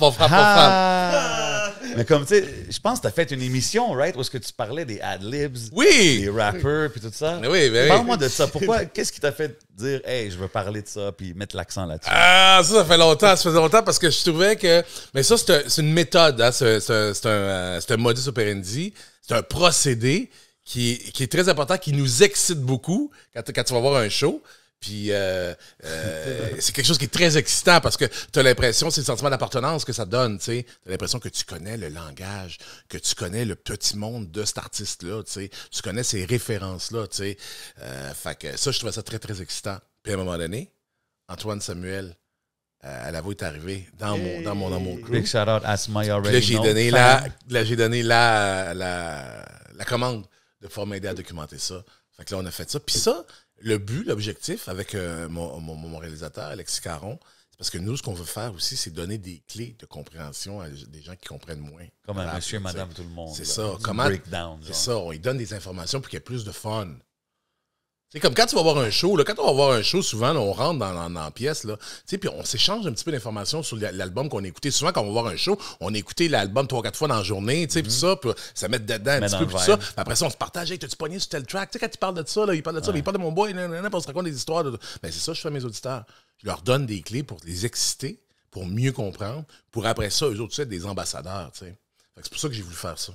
Puis tu trouves-tu que cette technique, elle aide, disons, l'acceptation du hip-hop dans les grands médias? Parce que Oui, on parce que dirait c'est... qu'il y a encore une porte, tu sais, comme on a besoin des gars comme toi, puis God bless, puis continue à faire ce que tu fais, mais comme on dirait qu'il y a quand même un certain... Comme check, hier, c'était le Festival d'été de Québec, Loud, il y a Headline, c'était malade, on voit toutes les je sais pas combien de milliers de personnes qu'il y avait là, mais on dirait que des fois, les grands médias, c'est pas 100% ouvert pour la game, tu sais. Fait que Hey, c'est drôle que tu parles de ça. Es-tu allé? non. Hey, mais c'est vraiment drôle que tu parles de ça parce qu'aujourd'hui, je regardais puis je voyais pas de feedback des médias traditionnels du show. Pourtant, J'ai vu, il y a eu des articles, je pense que j'ai lu quelque chose dans la presse, mais j'ai pas vu du gros... mais pourtant, de mon point de vue à moi, c'était quelque chose qui était, peut-être que j'exagère en disant historique, mais c'était majeur quand Ben, même. c'est d'avoir la du première rap. fois qu'un rapper headline, je pense, C'est ça. le festival, je sais pas s'ils appellent ça headline ou quoi, là, mais en tout Oui, cas... tête d'affiche, oui, c'est ça. Fait que moi, moi aussi, j'ai trouvé que ça aurait mérité une meilleure couverture médiatique. c'est fou. Mais il faut dire que ça s'est passé à Québec aussi. Ça s'est passé à OK? Québec, mais tu Si sais... ça s'était passé à Montréal, ça aurait été différent. Parce 100%. qu'à Québec, la masse critique de gens qui aiment le rap est beaucoup moins importante qu'à Montréal. OK? Puis il y a même des haters, beaucoup de haters de rap à Québec. Mais tu sais, je veux dire, c'est pas grave. C'est que le son à Québec, c'est un son rock. Eux autres, là, moi, je te dis que j'aimerais ça avoir du Dead Obies à tous les jours. Eux autres, il faut avoir du Metallica tous les jours, là, ils aimeraient ça. Tous les gars de construction, les Pas gars... encore jusqu'à aujourd'hui. Pardon? bro. Come Quand on. ils ont ouvert, comment t'appelles ça, là, l'éléphant blanc, là, à Québec, là, l'aréna, là, qui marche pas, là, Vidéotron, le ouais, centre là, Vidéotron, ouais. c'était qui, ils ont fait 2 grosses soirées. C'était qui? C'était Metallica et Metallica. Mais je te jure, à moins que j'irais, mais je te jure, là, check, là, mais c'est ça pareil. Là, ils ont fait 2 grosses soirées, puis c'est du Metallica. Non, mais des Metallica à Québec, tu peux booker mais ça. OK. 50 soirs semaine, là, ça va être bien plein, là. OK, mais... 50 soirs semaine? Moi, quand que je parle... 50 soirs par année. Moi, quand que je parle des médias et les artistes ici, c'est pour moi, exemple, les rap stars qu'on a devraient être les mainstream stars, genre au Québec. Puis on dirait c'est pas le cas. Tu sais, comme Ben, il y a même. on essaie tous de pousser la scène le plus qu'on peut, mais comme pourquoi pas? C'est la musique qui est la plus écoutée. Ça, on a vu le Mais festival je me demande d'été, si on a c'est vu pas. les- C'est-tu pas une bonne affaire aussi? Dans un sens, oui. Non, c'est It's pas une bonne this thing affaire. of ours. Parce que Tu sais, tu c'est peux cool. réussir aussi à, maintenant, ben, tu sais plus que moi, tu peux réussir à faire un good living en n'étant pas si présent dans les médias traditionnels. Tu peux faire un good living, tu peux remplir les métropoles, puis 100%. tu seras jamais Salut Bonjour. 100%. Parce que c'est peut-être pas ça non plus, être à Salut Bonjour, là, la clé là, de... Peut-être pas Ouais, ça, ben, bonjour, mais tu sais, dans le sens que, comme qu'on a dit, l'événement, tu sais, ça devrait être la première page de l'affaire spectacle. Tu sais, je sais pas si ça l'était ou pas, but like, Ouais. it deserves the coverage. Tu sais, Ben, pas ça, je pense que nécessairement ouais. pour voir les gars s'asseoir avec Claire Lamarche or whoever's Ben, il y a un that autre person sujet. today, mais tu comprends ce que je veux dire. Il y a un sujet qui revient souvent, c'est une station rap, une Ouais. radio rap au Québec. Ouais. Et donc, C'est ça, c'est le fight, never-ending fight. Ça, c'est vraiment bizarre que ça n'existe pas. Hein. Ben, OK. Surtout que... Étant un OG de la game, pourquoi tu penses ça? Moi, j'ai eu les conversations beaucoup, là. Je comprends pas. Ben, surtout que maintenant, avec les groupes, c'est les groupes médiatiques, là, maintenant, tu sais, iHeart, là, puis Ouais. l'autre bord, fait que c'est ça, je comprends pas pourquoi il... Non, j'ai pas Comme ça serait rentable. Ben, je pense que oui. Je pense qu'il y a un modèle d'affaires, là, moi. Est-ce que tu penses que c'est dans le futur qui s'en vient? Tu vois-tu quelque chose comme ça arriver? Tu sais, pour moi, t'es notre media guy, là. T'es dans la game, là. Si ça va arriver.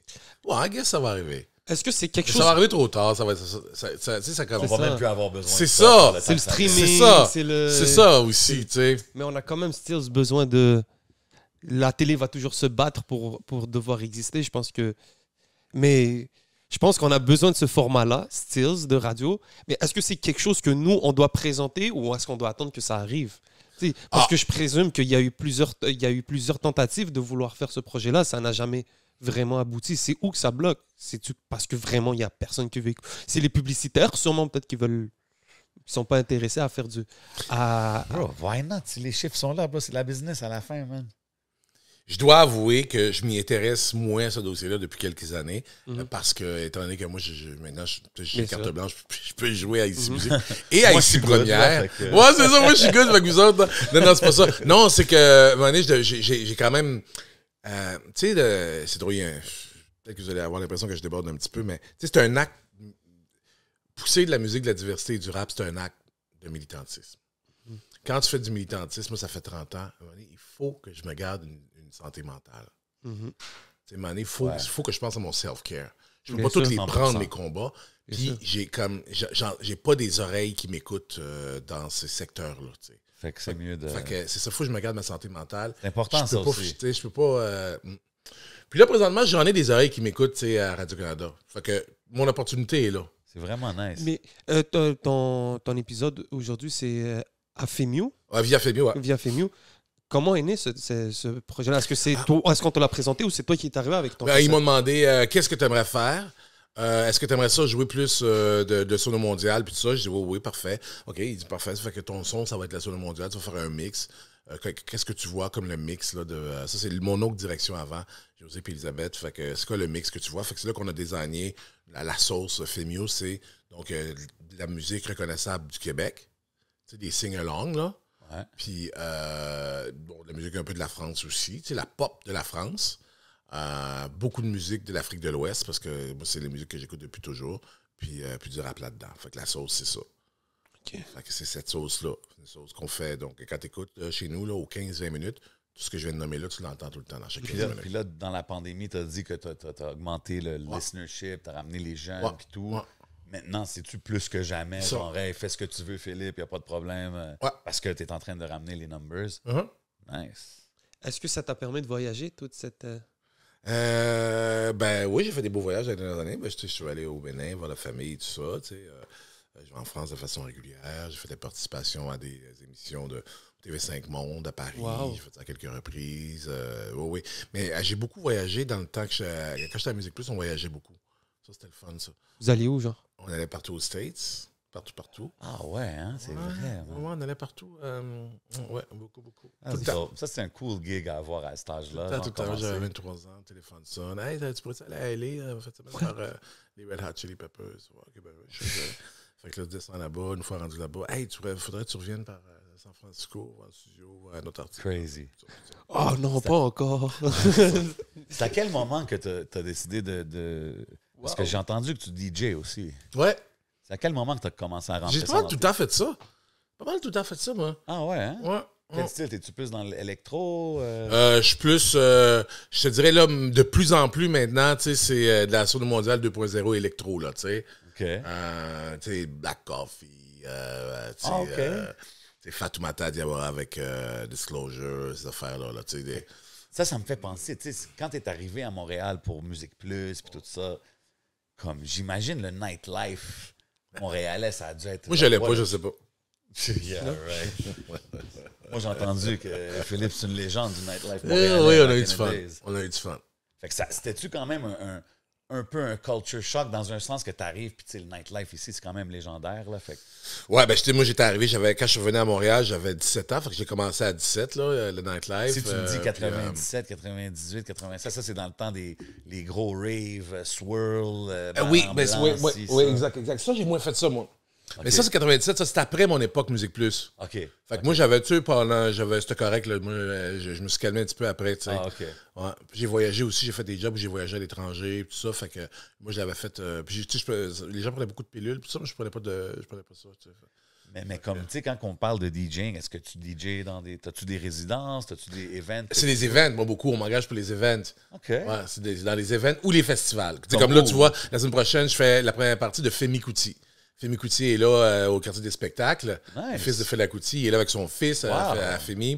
Puis là, ils m'ont demandé de faire la demi-heure avant là, pour pomper le monde, là, juste avant qu'il arrive. Ça, c'est quand Ça, même c'en est. dope. Là, Tu sais, j'ai fait beaucoup. Le festival de Baie-Saint-Paul, je le fais aussi dans 2 semaines, gros DJ. ça, tu participes aussi dans la programmation? Ouais, plus maintenant dans la programmation, mais j'ai fait la programmation aussi du festival du bout du monde à Gaspé. J'étais sur le comité t'es de involved beaucoup dans j'ai le booké ça. monde. Ouais, c'est ça. Ça a dû te faire du bien quand même que tout revienne après la pandémie. Oui. Parce que c'est une belle année de festival qu'on a là. C'est la plus grande, là. Tu sais, je veux dire, il y a tellement d'offres, tu sais. Puis pas juste ça, mais comme on dirait, le public il est là partout. Toutes les événements que je vois, le public est là, puis est excité. Puis il y a une affaire qu'il y a aussi, le public, c'est qu'il y a de la gratitude dans le cœur. Parce que la musique, là, c'est fucked up un peu ce qui s'est passé dans les 2 dernières décennies avec la musique. La musique, là, autant qu'elle a circulé comme jamais, que souvent, on l'a considéré un petit peu comme de l'eau froide dans le robinet. C'est-à-dire que c'est naturel, c'est normal, puis c'est toujours là, puis il va toujours en avoir, puis tout ça. Ouais. Il y a eu deux facteurs qui ont fait ça, selon moi. La dématérialisation de la musique, quand le virage numérique est arrivé, là, fin des années 90-2000. Fait que là, la musique est devenue comme gratuite à circuler, Napster, puis ça, tout ça. T'es plus en train de lire les credits dans ta... T'es plus en train d'être obligé de l'acheter. Ouais. Moi, je veux dire, j'attendais d'avoir de l'argent, j'attendais d'avoir ma paye les vendredis pour aller écouter, puis ça, tu sais, je veux dire, c'était bon. Fait que ça, on a pris la musique comme pour acquis, puis après ça, la montée des festivals qui présentent de la musique gratuite aux gens.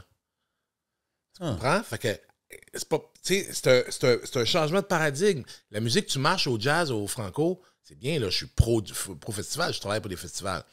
Mais c'est quand même venu envoyer un message que la musique, elle peut être gratuite. Tu peux vivre des grands moments musicaux. Écoute, tu vas voir The Roots, tu sais, The Roots, c'est huge, The Roots. C'est gratuit. Fait que, tu sais, des fois, tu le prends pour acquis. Puis quand tu prends des choses pour acquis, ça baisse la gratitude dans ton cœur. Moi, je pense qu'il faut les shows gratuits autant que le streaming. Ben, les deux, c'est ça. Les deux, moi, je pense. Les deux sont arrivés back-à-back. Tu sais, c'est ça. Puis là, étant donné qu'il y a eu 2 ans sans musique, ben là, maintenant, la gratitude, elle revient. Ouais, le monde y apprécie. On est content, on l'apprécie, man, on l'apprécie, on en a manqué. On s'est aperçu, tu sais, il y avait même le narratif, il y a toujours le narratif qui percole dans la société, à savoir la culture, ça sert-tu vraiment ou pas, tu sais. Tu as une branche de la population qui dit, ouais, on n'a pas besoin de ça, surtout pas mettre des subventions là-dessus, les artistes, il ne faut pas être subventionnés, ça pourrait faire de l'argent, tu vas le problème à eux autres. Tu sais, il y a quand même une tranche de la population qui dit ça à chaque fois qu'on va en élection, là. C'est toujours un des débats de société. Là, même les plus harsh là-dessus, là, ceux qui étaient sûrs que la culture, ça sert à rien, man, ils ont trouvé ça long, tabarouette, là, en pandémie, là, plus de rien, là, tu sais. Puis même eux autres, là, ils ont fait, ouais, mais finalement, ouais, peut-être que c'est le fun. Peut-être que c'est le fun, parce que, tu sais, on a besoin, finalement. Tu sais, fait que c'est pour ça que les gens sont aussi excités ces temps-ci, les premiers shows, là. Hey, moi, j'ai vu des festivaliers pleurer, mais des artistes sur scène aussi.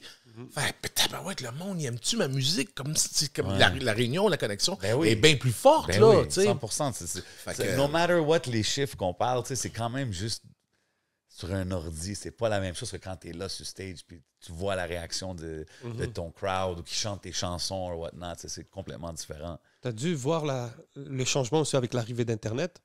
Ben oui, clairement. Ben c'est ça, l'arrivée d'Internet, ça a tout changé le ball-game, tu sais. Est-ce que toi, tu te l'es pris en pleine face ou tu l'as vu venir? Ben, on l'a vu venir, nous autres, parce que dès 93, on a commencé à voir que le web, ça popait un petit peu, là, tu sais. On a commencé à avoir des bouts de son. Mais nous, on était là-dedans, tu sais. C'est sûr que la première affaire, tu sais, quand tu as reçu un fichier de son la première fois ou une photo, même si ça prenait 5 minutes à loader la photo, on s'est quand même dit, mais à un moment donné, là, elle va fucking venir vite, la photo, puis le fichier, puis le vidéo. Ça a pris beaucoup plus de temps que ce qu'on pensait, par contre. T'sais, parce que ça fait pas longtemps, finalement, que le streaming marche bien, là. C'est bien une vidéo, ça fait quoi? Ça fait 10 ans, ça marche, là? Ouais. Avant, ça perdait tout le temps, cette affaire-là, tu sais. C'est comme... Ben, avant, c'était plus les downloads. Ben, c'est ça. Pas dire que je le faisais, là, but I'm just saying, you know. Fait que ce que ça a fait, c'est que ça a enlevé, le ownership de la musique. Ça a fragilisé beaucoup de personnes qui ne savaient plus comment faire de l'argent. Ça a amené aussi un peu de hate. Ça a amené du hate quand même. Parce que là, il y a des gens qui a fallu qu'ils trouvent de nouvelles façons de se protéger. Puis les gens qui voulaient, les gens qui ont dit, ben oui, le web, il va monter no matter what, là. Fait qu'on va trouver des nouveaux modèles d'affaires. Je ne sais pas si vous vous souvenez à ce moment-là, il y a des gens qui retenaient le catalogue. Ou, et moi, je me suis allé dans un spectacle un moment donné, j'ai voulu prendre une photo. Je me souviens, c'était fou, les Foo Fighters, je me souviens très bien, c'est les Foo Fighters. Puis le gars de la compagnie disque, il est venu me voir, puis il faut que tu fasses ça, tu fasses ça. Lui, il pensait que je prenais une photo des Foo Fighters. C'était pour... Le band était pour perdre une valeur. Ouais, comprends-tu ce que je veux juste dire? la peur de l'inconnu. Et voilà. C'est pour ça que je te parle de hate qu'il y a eu un petit peu. Ouais. Ça, j'ai pas aimé ça, cette période-là, tu sais. Parce qu'avant, c'était facile. Il y avait un business model, tu sais, les radios avec MTV Music Puis Plus. aussi, tu sais, les labels, il y avait le contrôle. Là. Il y avait le contrôle total sur l'industrie. Dude, le contrôle, tu Moi, dis... tu sais, parce qu'il y a le côté négatif que, genre, oui, c'est devenu un peu all over the place, mais il y a aussi le côté que là, man, il y a des gars indépendants qui peuvent créer leur whole universe là, avec l'Internet.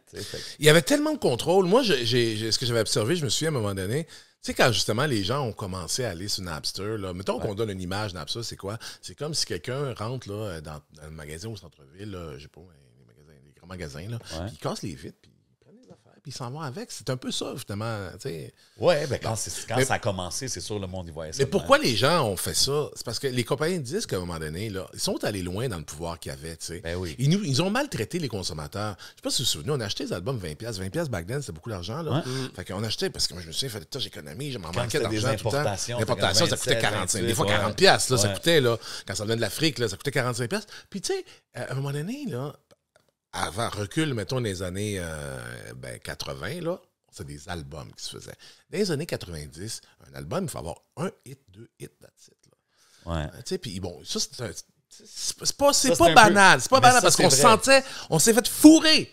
Puis les labels qui étaient ça. Ils nous fourraient, man. T'as déjà fait rien, on fait l'album, t'as juste un hit, ok, merci bien, on le sort, on les amène sur la route, puis tout ça. Mais nous, on achetait, là. Puis nous, on était des kids, puis on n'en avait pas beaucoup d'argent, là. Fait que, tu sais, des fois, on s'est senti fourrés. J'ai même d'autres détails. Les hosties de boîtiers en plastique. Ouais. Quel fucking rip-off! Tu traites pas un client de même. On ouvrait, on a l'acheté, on rentrait, on l'ouvrait la première fois, on l'ouvrait, clac, il pétait. Direct, mais comment tu traites quelqu'un de même? Tu peux pas traiter un client comme ça. C'est vrai, man. Puis nous autres, on a accepté ça. Pourquoi? Ben parce qu'il y avait le monopole, puis il était tout puissant. Fait que c'est un peu ça aussi, tu sais, quand je parle de les gens qui sont rentrés dans le magasin, puis ils ont cassé la vitre, puis ils ont pillé, man. Parce que ça faisait longtemps qu'on était insatisfaits. On se sentait maltraités. Comme les gens traitent, comme les compagnies aériennes traitent les gens ce temps-ci. Ils nous traitent mal. Facts. On est maltraités, man. Shots fired. Puis, il m'a dit, la compagnie aérienne, même affaire. Quand le vent va tourner, là, puis c'est nous qui allons gagner le pouvoir, les citoyens, là, les compagnies aériennes vont tomber à sacrifice parce qu'ils nous traitent mal. Ils nous mentent. C'est des facts, ça. Ah, tu peux y aller. Philippe, tu peux continuer. Ils nous mentent, ils nous traitent mal, man. Tu peux nommer des noms, vas-y. Ben, ils sont tous pareils. Okay, ouais, je veux dire, des fois, tu dis, oh, celui-là, je vois plus jamais celui-là. Là, t'en prends un autre pendant un an, tu fais traiter pareil. T'en prends un autre pareil. Ils sont tous pareils. Tu sais, j'ai Philippe Fémieux ici avec moi. Faut que je mentionne. T'étais le premier host, je pense, de télé-réalité ici au Québec. Ça se peut-tu, hein? Ah, j'étais-tu le premier? Love Story. Ben, Love Story. Mais donc, il n'y en avait jamais eu avant de télé-réalité? Ok, je peux aller si deep dans mes recherches. Ça se peut que non, ça se peut. D'après moi, t'es dans les... Parce que si t'es pas le premier, t'es dans les premiers, ça, c'est sûr. Ah, bon Dieu, j'avais jamais... Quand même, t'as commencé... C'est quand même un wave qui a commencé, qui est encore... C'est quelle année, ça? 2005. 2005. Ouais. Je pense qu'en ce moment, c'est plus populaire que jamais quand tu vois, tu sais, les Big Brothers, tout ça. Big Brother, tout ça. Est-ce que... Parce que, tu sais... Ça a eu un peu une fin awkward parce que tu avais dit, je pense que c'était avec l'affaire de Doc Mayou, tu avais dit comme, il avait dit des propos, je pense, racistes, si je me rappelle bien. Puis tu avais dit comme, hey, si vous le gardez, moi je suis out, kind of thing. Fait que tu sais, looking back, est-ce que tu as des regrets? Est-ce que tu es content du move que tu as fait? Comment tu vois ça? Ah, je suis vraiment content, man, parce qu'à ce moment-là, quand c'est arrivé, tu m'as dit 2005, alors 2005, j'ai 35 ans. Fait qu'à 35 ans, j'avais pas encore bien compris, c'était comme mon système de valeurs. Mais les choses qui sont importantes pour moi, puis comment les exprimer. J'avais pas bien compris parce que j'étais dans un milieu qui était assez, qui respectait pas les opinions de tous. La concentration du pouvoir était au même endroit. Okay. Si tu travaillais pour une entreprise, man, c'est comme, tu sais, ton opinion, c'est pas grave, on s'en fout. Là, juste suis le rythme. Ça, suis le rythme, ta gueule. Fait que c'est ça, j'avais jamais appris à bien exprimer ce qui était important pour moi, puis mes valeurs, mes convictions. Mon intégrité, je savais pas était où exactement. Je savais pas où j'étais exactement. OK. Fait que quand Mayou il arrive puis il dit les Noirs ont un quotient intellectuel inférieur aux Blancs, il va tout le monde en parle au début de saison puis il dit ça. Là, il dit ça. Moi, j'avais déjà commencé la préparation de la 2e saison de Love Story. Okay. Il a déjà fait la première. Là, on s'enligne pour faire la 2e. Il fait ça, lui, c'est au début du mois de septembre. Au début de la saison, tout le monde en parle, il dit ça. Puis là, moi, j'entends ça. Même mon téléphone sonne dans la maison, chez nous. Déjà, les journalistes m'appellent, même pour avoir ma réaction, puis tout ça. Mes amis m'appellent, puis tout ça. Mais je suis là, hey, shit, qu'est-ce que je vais faire avec ça? Fait que je donne pas d'entrevue tout de suite. Tu sais. Ce dimanche soir, j'attends un peu. Puis là, mais je réfléchis à ça. Je dors pas de la nuit le lendemain. Ça sonne encore à la maison. Tu sais. Je suis à Montréal, tout ça. Fait que là, j'ai dit, à un moment donné, au journaliste, ça va être lui ou ça va être moi, mais moi, je vais pas travailler avec lui. Parce que dans ma nuit, moi, je m'étais dit, ouais, non. Moi, je vais pas aller travailler sur le même plateau que lui, tu sais. Ouais. Pour moi, c'était inconcevable. Fait que là, c'est ça, le patron à l'époque, c'était TQS à l'époque, ça s'appelait. Fait que lui, il a dit, c'est irrecevable. C'est pas toi qui vas venir nous dire qui va travailler, puis quand, puis tout, un truc machin. Alors, les deux, vous êtes out. OK, ouais, c'est ça qui est arrivé. Ouais, les deux, vous êtes out. Fait que même moi, j'avais un contrat déjà signé, fait qu'on s'était arrangé monnaie, tout ça. Mais, est-ce que ça peut faire mal? Exemple. Moi, j'ai eu peur, OK? Sérieusement, ce que je me suis dit à ce moment-là, je me suis dit, il y a deux affaires qui vont arriver. De deux choses l'une. Ma carrière est finie parce que là, ils vont commencer à dire des shit sur moi, tout ça. Ouais, c'est ça, puis ils vont me couper. Ou, donc, ça se peut qu'il y en a qui me respectent à cause de mon move. Mais là, moi, j'ai accepté, j'ai renoncé donc à ce contrat-là. Renoncer. Pour moi, je n'avais jamais fait ça, renoncer à quelque chose. Puis moi, le mot renoncer là-dedans, il est fort. Parce que renoncer, c'est une prise de position. Ouais. Fait que ma prise de position m'a donné une force intérieure. M'a donné même une force que je qualifierais même une force de spiritualité. Parce que je me suis choisi. J'ai choisi, moi, ce que je voulais. J'ai choisi ce que je ne voulais pas. Puis j'ai envoyé mon message clair. Fait que moi, ça a été... Puis là, moi, moi, j'ai appris ça. Là, c'est là que j'ai appris à définir mon système de valeurs, puis j'ai appris à m'exprimer. Wow. Ce que je ne savais pas avant. Fait que, parce que là, moi, écoute, quand j'ai fait ce move-là, là, ma vie a tellement changé. Le nombre de personnes qui m'ont appuyé. OK, il n'y a pas eu de backlash négatif, ça veut dire. Zéro, mais c'est comme ça que le vice-président de Radio-Canada à l'époque, parce qu'après ça, je suis allé, tout le monde en parle. Mais je parle pas de qu'est-ce que tu as dit, parce que ce que tu as dit, on s'entend que tu as raison, mais plus de l'industrie, du move, de « Hey, moi, je quit ». Non, c'est là que, tu sais, moi, avant, là, je pense que j'avais pas, si mettons, tu dissèques un petit peu mon image de l'époque, j'avais une image, j'étais un animateur parmi les autres, là, tu sais, comme quelconque, je dirais. Là, tu sais, il y en avait d'autres comme moi, puis des filles. Puis OK, tu penses que c'est là que ça t'a défini? Ah oui, là, ça m'a défini. Wow. Ça m'a défini. C'est là que le vice-président de Radio-Canada est venu me voir et il m'a dit, tu fais mieux, j'ai vu comment vous avez fait vos entrevues, vous n'avez jamais été revanchard. Parce que moi, j'avais été conseillé par des gens qui m'avaient... Parce que j'avais fait plus de 80 entrevues dans la semaine. Je suis tombé dans une crise médiatique. Puis une grosse crise, ouais. Oh, j'ai tout fait, là, man. Tout. Qui t'a relationniste de presse, ouais. C'était... oui, j'avais plusieurs, j'avais un gros team. Parce que moi, les gens, ils m'ont appelé. J'ai des avocats qui m'ont appelé. J'ai un ex-conseiller de M. Landry, Bernard Landry, qui m'a appelé, un conseiller politique, qui m'a appelé, qui m'a dit pro bono, moi je te conseille quand tu veux, tu m'appelles quand tu veux. J'ai eu plein de ça. J'ai un méga team de conseillers.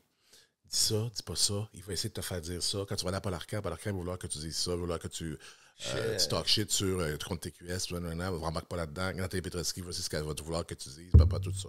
Je me suis fait bien coacher. Wow. Fait que là, le vice-président de Radio-Canada, il vient me voir, puis là, il me dit, vous n'avez jamais été revanchard. J'ai trouvé que vous avez mené cette crise médiatique avec beaucoup d'élégance. Si un jour vous voulez travailler chez nous, la porte va être ouverte, monsieur. Wow. Damn. Il est venu me voir sur le plateau, tout le monde Always en parle. do the right thing. Il est venu sur le plateau de... Tout le monde en parle, je suis là, tout le monde en parle. La semaine après, Mahu a fait son affaire. La semaine après, tout le monde en parle m'a demandé d'aller t'exprimer. Je suis allé là, le vice-président, il était là, il est venu me voir dans ma loge, puis il m'a dit ça. Il t'attendait, dans le fond, il était comme... Il est venu me rencontrer. Wow. Ça, c'est dope. Puis t'as dit, ouais... J'ai dit, oui, parfait, merci. Donnez-moi juste quelques semaines, quelques mois, je vais juste régler mes affaires. Puis je vais prendre contact avec vous. Finalement, j'ai pas pris contact avec lui, j'ai passé à travers un autre chemin. Tu l'as skip? Oui, mais je voulais pas rentrer par en haut. Je rentre pas par en haut, moi. Ah, OK. Je rentre par la porte. OK. Fait que j'ai appelé l'assistante de la directrice d'Ici Musique. À l'époque, c'était Espace Musique. Puis j'ai dit, bonjour, je vais travailler à Espace Musique un jour. J'aimerais savoir comment faire l'évolution de mon dossier. Je veux rendre ta job plus facile. Je te le jure, j'ai fait. Arrête! Ben oui. Le même speech, là. Oui, sauf que la variante, c'est que là, les courriels étaient arrivés. Fait que là, j'ai dit ce que je vais faire à vous, que je vais vous appeler au début de semaine. Puis vers la fin de la semaine, je vais vous envoyer un courriel pour faire le suivi de la conversation téléphonique. Même quand il dit comme ça, c'est comme soothing. T'es comme, OK, pas de problème. Elle m'a dit, ouais, mais chez nous, ça ne fonctionne pas comme ça parce que j'ai déjà ma banque de remplaçants. Ouais. C'est parfait. Parce que le propre d'une banque, c'est de l'enrichir toujours. Et moi, ce que je propose, C'est que ma candidature vienne enrichir votre banque. Donc, si un matin, par exemple, il y a une éclosion de gastro, j'ai dit la gastro, donc votre animateur du matin ne peut pas rentrer, l'autre non plus. Moi, j'habite à 8 minutes de chez vous.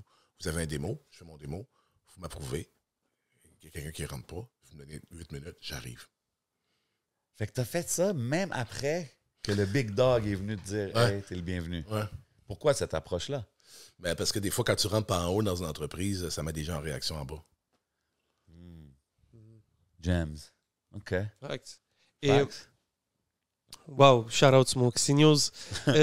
Radio-Canada, oui.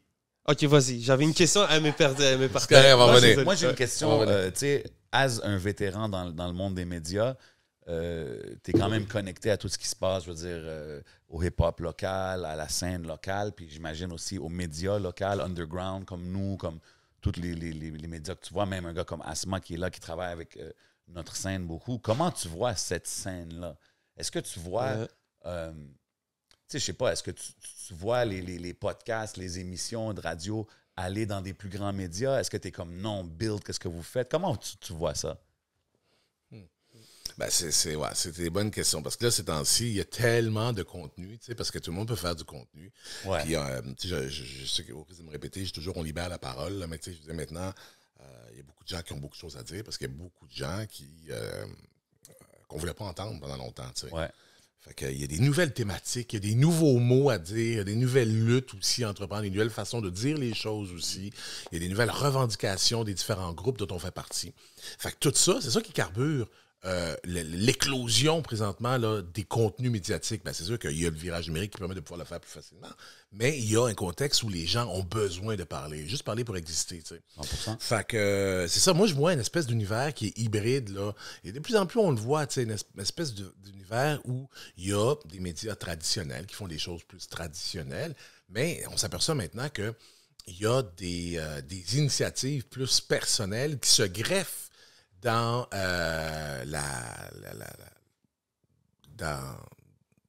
comment dire, L'écosystème. dans l'écosystème, exactement, merci beaucoup.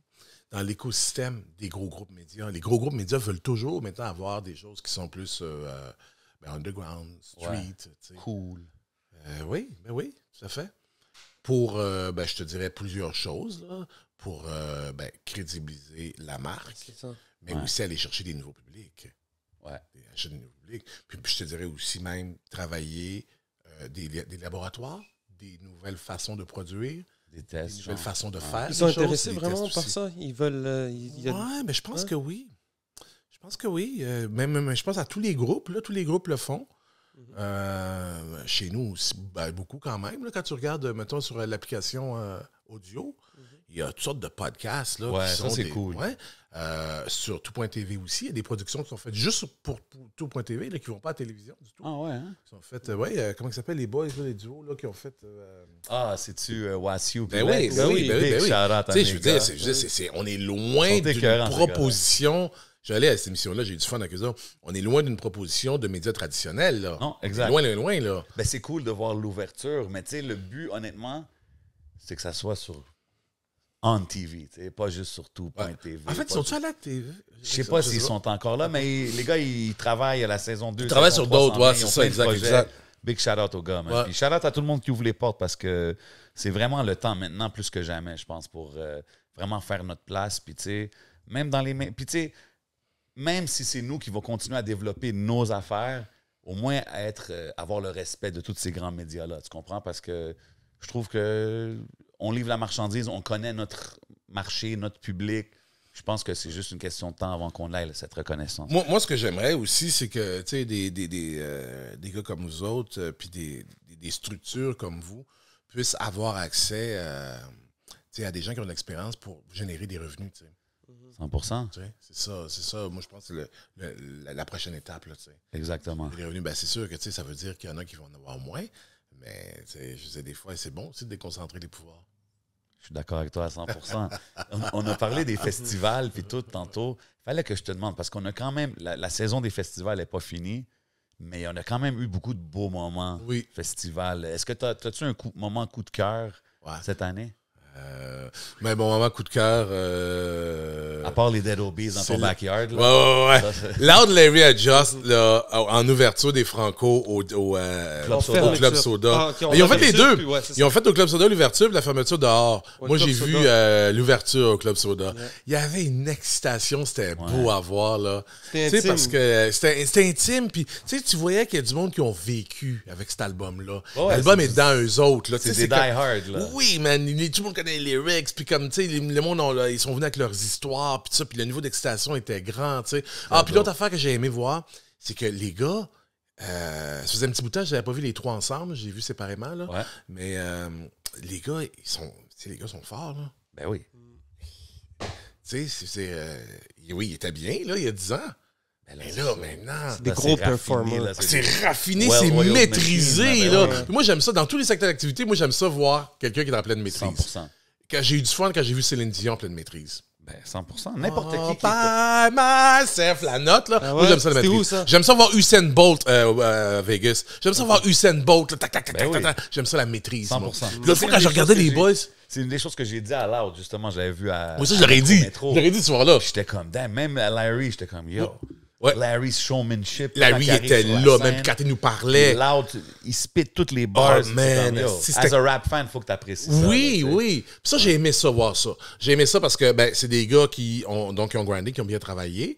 Puis ça, c'est le fun à voir. C'est le fun de voir aussi, c'est sûr que je regardais à travers le prisme aussi du rap franco qui a bloomé. Ouais. Ça, c'est intéressant parce que Absolument. ça fait partie des luttes inachevées dont je parle. Tu sais. Yeah. Fait qu'il y a une maturité. C'est solide, c'est assis, c'est comme... C'est comme... I like c'est that. beau, là. Tu sais, c'est comme... C'est une traversée du désert. T'es arrivé l'autre bord, man. Puis t'es là, tu sais. Je veux dire, C'est dope. c'était le fun à voir. 11, toi, t'avais-tu un moment de festival, si je te demande comme ça, random? C'était le show de Soulja. Oh, ah oui, au Franco. Ouais, show de Soulja Gros au show. Franco à l'extérieur, c'était lourd. I Yeah, man. respect it. Très dope, très dope. La mode des NFT, des metaverse et tout ça, qu'est-ce que t'en penses? Est-ce que c'est quelque chose qui t'a attiré ou c'est vraiment... Écoute, si tu me fais des transferts dans mon téléphone de NFT, Ah ouais, je hein? suis pour ça, OK? Ça, moi, j'achète. Non, écoute, je sais pas c'est quoi ça. Ben, Ok. je sais, mais je sais pas. Ok. Je veux juste voir si t'es... Non, c'est comme... sur la coupe technologique un ça, peu. non, ça, j'attends. Puis même, j'ai demandé même à mon planificateur financier d'attendre aussi. Ok, that's Ok. it. Ouais, j'ai dit, on va attendre un petit peu là-dessus. Ben, je pense que j'en ai peut-être un petit peu, là, mais vraiment pas beaucoup, là. Ok, parfait. Et une autre question, c'est... Tu as travaillé aussi sur des documentaires, des séries Oui. documentaires. Oui. C'est quoi qui t'a poussé à faire ça? Ça a été quoi les premières démarches? Ah, merci. Bon, ça a été quoi? Encore une fois, c'est un peu dans la pensée de mon père. Donc, mon père a écrit des livres. Moi, pour moi, un documentaire, ça peut se résumer avec l'impact, du moins. Là.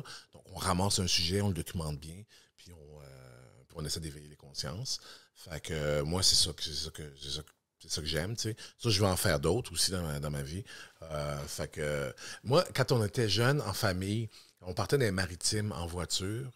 Moi, j'avais des amis qui partaient là, l'été en vacances là, à Walt Disney. Nous, on allait faire des visites de cimetières pour aller voir sur les pierres tombales le nom des gens qui étaient enterrés. Parce qu'il y a eu l'histoire noire des loyalistes, par exemple, en Nouvelle-Écosse, puis au Nouveau-Brunswick, puis ça. Puis là, une fois qu'on trouvait des noms dans les pierres tombales, qu'on recoupait avec des informations que mon père avait déjà pognées à gauche et à droite, puis qu'on allait dans des boîtes téléphoniques, pogner l'annuaire pour essayer de rencontrer les Comos. Ça a l'air que les Comos ont déjà habité là, ils ont déjà eu des esclaves. Fait qu'on va se mettre ça de la rue des... Bon, c'est ça. Fait que moi, j'ai grandi là-dedans. T'sais. Ça, c'était mes vacances d'été. Okay? Wow. Fait Pendant que, tes chums, il allait à Myrtle Beach, oui, Wildwood. moi, T'étais des cimetières. nous autres, on faisait des cimetières, Wow. man. Puis ça, j'ai des souvenirs, le marquant, là, des heures dans les boîtes téléphoniques, chaud, man. Il fait chaud dans la boîte téléphonique, man. Puis on cherche, là, des noms de gens pour essayer. Fait que documenter des histoires de gens qui n'ont pas eu le droit de raconter les leurs, ça, moi, c'est sûr que pour moi, c'est parmi les plus grandes injustices. Fait que moi, je veux pouvoir faire ça. Puis en même temps, c'est des belles histoires, là. Tu sais, je veux dire, c'est des gens qui overcome, là. C'est des gens qui se sont réalisés, qui... ben, tu sais, je sais pas, mettons, ma plus grande héroïne, là. Ça, je l'ai pas fait, ça, j'ai pas fait un documentaire là. Ma plus grande héroïne, mettons, Harriet Tubman, tu sais. Harriet Tubman qui libère des esclaves aux États-Unis, qui monte 11 fois au Canada pour libérer, 11 fois. Tu sais, moi, là, je le ferais peut-être une fois. Tu vas dire, hey, j'ai bien fait. Mais une fois que j'arrive à la liberté en haut, je ne retourne pas ici dans Ouais. je ne retourne pas 11 fois. 11 fois. Bon, fait que tu sais, les héroïnes, les héros dont on n'a pas raconté les histoires, moi je suis fasciné. Pour ça, mais en même temps, ça me rend très, très triste que ces histoires-là ne sont pas racontées. Fait que ça, c'est ça ma motivation numéro 1. Fait que c'est pour ça que j'ai fait un moment donné un documentaire sur Page manquante, Histoire noire, partout au Canada. Donc, chacune des provinces, l'histoire noire. Un moment donné, j'ai fait un truc sur les identités noires. Hey, c'est quoi être noir au Québec? Pour le monde de l'histoire des Noirs. Puis à un moment donné, je suis venu fâché quand il y a eu des allégations en Abitibi de policiers de la SQ qui agressaient des femmes autochtones. Oui.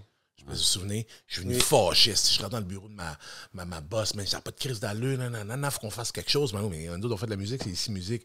Je dis, oui, on va pas dénoncer ça, je sais, je suis pas en quête, moi, là, mais on peut quand même mettre un regard positif sur les Autochtones. Exact. Puis ça va changer le narratif. Exact. Fait que là, j'ai convaincu, on va faire un documentaire avec Elie Sapi. C'est facile de mettre un regard positif sur Elie Sapi. C'est une femme qui est formidable, qui est lumineuse, tout ça, tu sais, bon. Avec Samian a tellement à dire. Fait que, tu sais, bon, on a parlé de sa musique et tout ça. Puis Florent Volant. Florent Volant, ben, c'est un savant. OK, non, je connaissais pas. Florent Volant, ouais, c'est un Inou. OK. C'est un des membres de la formation Cashtin. Fait qu'eux autres, 40 ans, Chinano, I remember that back in the days. Ouais, c'est ça. Là, je me rappelle sûrement toi en train de l'introduce, la musique. Oui, oui, c'est ça. Fait que lui, c'est un sage. Il parle bien, il parle pas fort. Puis il est drôle aussi. Les Inuits sont très, très drôles. D'ailleurs, OK, le gag, je vais revenir au documentaire tantôt, mais le gag qui me raconte toujours, la première fois, il me dit, Philippe, il parle comme ça, hein, Florent. Philippe, il y a toi, puis il y a moi, dans une voiture. Qui conduit? Toi, tu vas le savoir, hein? Come on. Ah, toi, je le sais. La police. Un Amérindien et un Noir qui conduit, la police, c'est sûr. Lui, il rit de ça à chaque fois. Mais la Les immigrants, là, toutes faites J'ai entendu c'est ça. toutes les versions. Un arabe, un italien. Ben oui, c'est ça. Elle est universelle, ça, là. Ça, c'est à nous autres, ça. Mais, fait que c'est ça, je voulais avoir, tu sais, je voulais leur permettre, ben, ça, c'est pas dans le documentaire, ça, c'était hors honte, mais tu sais, comme par exemple, une chose qu'il me dit à un moment donné, il me dit, nous autres, les Amérindiens, ici, là, les Autochtones, sur la Côte-Nord, ils viennent de Mayo-Tenam, il dit, nous autres, on a dit les premiers déplacés économiques, les premières populations déplacées. Déplacez-vous de là, on veut faire un pont. Déplacez-vous de là, on veut faire un barrage hydroélectrique. Puis là, il me dit la phrase suivante, il dit, je pense que c'est pas correct de vouloir éteindre un peuple pour allumer des villes. Fait que ça c'est une phrase, il faut faire ça, là. Fait que ça, tu vois, c'est pour ça que je fais des documentaires. C'est pour ça. Pour rendre hommage au... Ouais, c'est ça. Moi, ça me donne envie, des fois, tu sais, je suis algérien, puis plus en arrivant ici, je découvre l'histoire de mon pays à travers puis je découvre des héros et tout.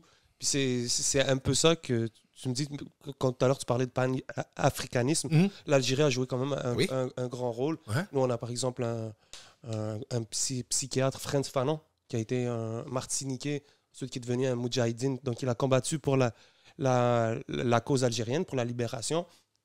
Mais juste dans les livres, je me dis, hey, c'est fou, ça existe. Je sais tellement pas, de choses qu'on ne sait pas, qu'on tellement n'a de pas choses, été de appris, personnes qui existent, qui ont des histoires incroyables, mais qui existent pas. Untold stories, comme ça. Ben oui, c'est ça, parce que c'est toujours les gagnants qui racontent l'histoire, hein, c'est jamais les perdants.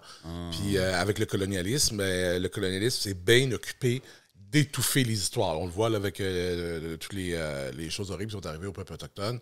Fait que le colonialisme a fait ça. C'était ça le but du colonialisme, là, éteindre les particularités des peuples fondateurs. T'sais. Fait que il y en a un aussi là, qui m'intéresse. Là. Mon père a écrit un ouvrage sur les inventeurs noirs. Parce que c'est intéressant. Parce on voit beaucoup des genres de posts ces temps-ci, de genre hey, cette affaire-là, by the way, was invented by this person en telle année. Puis t'es comme, ah ouais. C'est ça. Des choses qu'on n'a jamais su. Puis en fait, il n'y avait jamais le crédit. Parce que le contexte dans lequel ça arrivait, c'est que c'est ceux qui étaient. Qui faisaient le travail, qui étaient en avant à l'avant-scène des tâches quotidiennes, des besognes dures à faire, comme par exemple, c'est les Blacks qui ont inventé les ascenseurs. À un moment donné, t'as un building, man, de 8 étages, là. À un moment donné, il faut que tu montes des affaires dans la journée. À un moment donné, il y a un gars qui dit... Il doit avoir une façon de faire les boys, j'ai pensé à quelque chose! Là, il y a un gars qui est arrivé puis là, le crédit. Le gars, ben oui! Le gars pour qui il travaille, lui, il dit quoi? Il dit, oui, mais c'est mon boy. Fait que c'est moi. Ouais, exact. Crazy, man. Je sais pas si tu connais la série documentaire Exterminer toutes ces brutes Ben non. par C'est quoi? Raoul Peck. C'est une mini-série documentaire coproduite à l'échelle internationale sur la colonisation et les génocides. Raoul Peck. Ah, ça m'intéresse, ça. Puis ça, je suis allé voir Akhenaton à Marseille. Vrai? Ouais, puis il parlait de ça.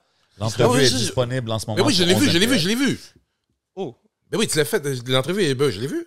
Ok, Oui, shout je l'ai out. vu, Ben, ben, tu vois, ben, ben, tout à fait, ben tu vois, il parle de ce documentaire-là incroyable. Ok. Puis je pense qu'elle est payante sur YouTube, là, mais elle vaut la peine. Sincèrement, tu payes 10$, là, exterminer toutes ces brutes. Merci beaucoup. Puis il fallait que je partage Non, l'information. mais je vais aller voir, Ouais. c'est clair, man. Parce Ah, que c'est de vraiment faire bon, un man. documentaire, tu sais, t'as faire un film, mais je pense sincèrement faire une série documentaire, c'est le summum Ah ouais. du storytelling. Facts. Ah, moi, je veux Ben ouais, je vais je faire pense ça que un c'est un gros jour. C'est sûr que je vais faire ça documentary un jour, moi aussi. Mais juste le but peut-être de faire des documentaires, de travailler là-dessus. L'ambition de vouloir le faire, est-ce que ça t'a suivi tout le long, tu te dis oui, je peux le faire, ou comment dire, tu l'as présenté à... C'est à qui que tu l'as présenté pour que ça se rende, disons? Les identités noires, je les présentais aux diffuseurs à l'époque, Vox. Ils ont dit oui très très rapidement. C'est même puis ouais, c'est ça. Puis le truc qui s'appelle Ce que nous sommes, là, avec Élie Sapi, Samian et puis Florent Volant. Ça, j'ai présenté à la direction d'Ici Musique à l'époque. Ma première directrice, c'est José Bellemare, a embarqué très très rapidement. Puis avec ma complice de l'époque, Diane Maheu, ben, on a réussi à trouver une façon de faire ça. Eux autres, ça a été facile, ça a été vite. Ça veut dire que tu arrives, tu leur dis, moi, j'ai mon épisode, elle s'appelle de même, je vais faire 6 épisodes. Ah oui, ben c'est ça. Ben, tu sais, ça prend la motivation, la quête. OK, c'est quoi la quête? Je pense que le diffuseur, là, celui qui investit, là, il veut savoir c'est quoi ta quête. D'abord. Après, il veut savoir qui sont les personnages qu'on va pouvoir suivre dans le documentaire. Parce que qu'est-ce qui fait qu'on regarde un documentaire? Ce sont les personnages. On s'attache aux personnages. Il y a la thématique, il y a le sujet qui peut nous intéresser. Mais des fois, ça nous arrive de se laisser intéresser par un documentaire. Le sujet nous aurait peut-être pas tant intéressé, mais on t'attache aux personnages. Fait que c'est ce qu'on appelle là, dans le langage, c'est les personas. Fait que les personas, qui fait quoi? C'est quoi l'action? C'est quoi leur quête à eux autres? T'sais? Fait que c'est ça, souvent, là, le diffuseur qui va accepter, qui va embarquer, qui va investir, qui va mettre des fonds. C'est ça. C'est ta quête à celui qui porte le documentaire, puis la quête des personnages. Qui sont ces gens-là? Fait que c'est ça surtout, là. Il faut se créer des personnages. Faut que tu trouves ces personnages-là qui vont porter ton histoire. Qu'est-ce qui va attacher? Qui vont porter ton histoire, tu sais. Puis, c'est assez intéressant, ça. C'est drôle parce que j'ai pas mal de réflexions ces temps-ci là-dessus sur le caractère divertissant d'un documentaire. Jusqu'à quel point un documentaire doit être divertissant pour qu'on le regarde du début à la fin. Je m'explique. Des fois, il y en a qui sont un peu sensationnalistes. Comme toi, je ne sais pas si vous avez vu Seaspiracy. Seaspiracy, ça dénonce les pêches excessives de poissons. Exact. Mais moi, là-dedans, je me sentais un petit peu manipulé. J'ai trouvé que le documentaire utilisait certains procédés. Je sais pas, le noir et blanc, la musique dramatique, des choses comme ça, de façon un peu excessive. Et je me suis senti, je ne sais pas encore à ce jour. J'ai vu, ça fait longtemps, ça fait plus d'1 an. À ce jour, je ne sais pas encore si j'ai été manipulé par un procédé. Est-ce que ça a changé le format? Oui, certains de mes comportements, oui. Ça a changé certains de mes comportements. Moi, je suis pas un gros seafood guy, fait que j'étais un peu comme I know it. I told you guys. Moi, je suis seafood en estime. Mais ça dit quoi? C'est tout. Ben, ça parle des méthodes de pêche, sauvages de pêche. Ça parle aussi du fait que finalement, dans les poissons et les fruits de mer, oui, c'est ça, tu sais. Okay. C'est pas si bon aussi. Parce que ceux qui mangent du poisson ont l'impression de manger santé, souvent. Là, si par exemple, là, tu fais une image rapidement, là, mettons, tu vois un gros steak, un gros T-bone, puis tu vois un petit morceau de saumon, tu as l'impression que le morceau de saumon va te mettre plus en santé là, dans nos perceptions. Puis c'est ce que le documentaire va déconstruire, entre autres. Là, Pretty dope. Il y a un gros hype sur le documentaire. C'est fou aussi, un documentaire, tu peux vraiment changer la perception des gens, c'est ça. Oui! Moi, je pense que c'est ça qui fait un bon documentaire. C'est clair, mais jusqu'à quel point tu peux manipuler les gens? Ben, tu sais, il faut que ça soit fait de façon responsable, évidemment, mais oui, je suis d'accord avec je ça. trouve que la réflexion est bonne. Dans mon prochain documentaire, dans les prochains que je vais faire, en tout cas, c'est des affaires, c'est des zones là, que je vais aller visiter un petit peu. Toujours dans la quête de... toujours dans j'imagine, dans veiller les consciences en matière de diversité. Les identités multiples, ça m'intéresse aussi beaucoup, tu sais, parce qu'ici au Québec, dans les prochaines années, on est très, très, très, très, très nombreux à avoir des identités multiples, à vouloir dénouer cette affaire-là. Puis je trouve que des fois, c'est ça serait intéressant qu'on ait un peu plus de savoir collectif à composer avec ça. Parce que je trouve que des fois, quand tu es mélangé dans tes identités multiples, ça peut avoir même des impacts sur ta santé mentale, je trouve. Ben, regarde, moi, je suis de communauté algérienne. On est quand même une forte immigration. Toi, t'es les 2 parents, 100%? Ouais, moi, je suis arrivé ici au Québec à 6 ans. Je suis né en Algérie. Puis, il y a beaucoup de gens qui ne savent pas c'est quoi l'Algérie. Ils ne comprennent pas qu'il y a beaucoup de similitudes et tout. Donc, il y a beaucoup, tu sais, tous les combats sont bons, puis ils se rejoignent tous. Mais je pense même à ce niveau-là. Mais j'imagine que des fois, il y a des matins, tu te réveilles, puis tu te sens vraiment algérien, puis d'autres matins, tu te sens québécois? Ben, j'y... tu sais, Tu viens de répondre à ma question. Ouais, c'est ça, je sais pas. Oui, c'est une façon de dire. Non, je me. Moi, quête. Ouais, man. Moi, je file les deux. Ouais, moi, je file les deux. Toi, t'es Moi, je suis Libanais. Ouais. 2 parents. Ma mère est syrienne, actually. Ah oui, c'est vrai, ouais. Ma mère est syrienne, mon père est libanais, mais je suis né ici. T'es né ici. Ouais. Parce que si je vais en Algérie, ils savent clairement de la manière que je vais parler que j'ai pas grandi en Algérie. Mais ça, c'est rough aussi, tu trouves pas? Ben, c'est correct. C'est correct. Si. Hey, moi, je pensais que je allais là-bas, je dis enfin, man. Si. Ah ouais, hein? Je vais être chez les miens. Ben enfin. non. Je serais pas. J'arrive là-bas, man. Il m'appelle le Toubab. Au Sénégal, c'est Toubab. Il m'appelle le Toubab dans la rue. Il crie. Toubab. Toubab, Toubab, Toubab. Oh, en Guinée-Conakry, c'est fauté. Fauté. Les enfants crient après moi, ils me crient fauté. Au Bénin, ils m'appellent. C'est Yovo au Bénin. Je l'ai sur mon IG, tu vas voir. Ça veut dire quoi, ça? Blanc. Oh, wow. Ouais, okay, ouais. straight up. Toubab, ça veut dire blanc. Damn. Ouais, en Wolof. Toubab. Ça te Chris, man! Il n'y a jamais personne qui m'accepte nulle part! Yo, you know Au how Québec, much- je suis un Chris de nègre, puis j'arrive ici, je suis un Chris de blanc! Oui, oh non! Yo, je me bats pour notre culture back home, pis t'arrives le blanc. C'est rough, ça, That's je trouve, crazy. man. C'est quelque chose. Mais c'est rare, c'est pas rough, là. C'est une richesse d'avoir plusieurs identités, parce que justement, ça donne un caractère caméléon. 100%, man. C'est le fun. Mais c'est quand même mindfuck, moi, je trouve. Oui, dans ce sens-là, c'est sûr. Parce que toi, t'es ici, t'es en train de fight the power, puis t'arrives là-bas, puis hey, le blanc! Mais c'est mindfuck avec ma perspective à moi, où moi, j'ai grandi dans une majorité blanche. Mais justement, dans un documentaire, j'aimerais ça explorer celui qui est né, mettons, à Saint-Michel, okay? Là, récemment, mettons, il y a 10 ans, 15 ans. Ben lui, sa majorité, c'est des gens aux identités multiples. Yeah, exactement. Fait que c'est différent. 100%. Fait que c'est toutes ces questions-là que j'aimerais explorer, moi, tu vois. Mais l'affaire que tu me disais, je vais peut-être prendre un risque en disant ça, mais je me considère peut-être plus algérien que québécois parce que moi, en tant qu'Algérien, je connais bien le Québec. Et façon de dire, j'ai grandi ici, mais j'ai l'impression que certains, pas tous, mais beaucoup, en grandissant, ne connaissent pas l'Algérie. Ouais. Tu comprends? Donc, c'est ça un peu, je trouve, qui est...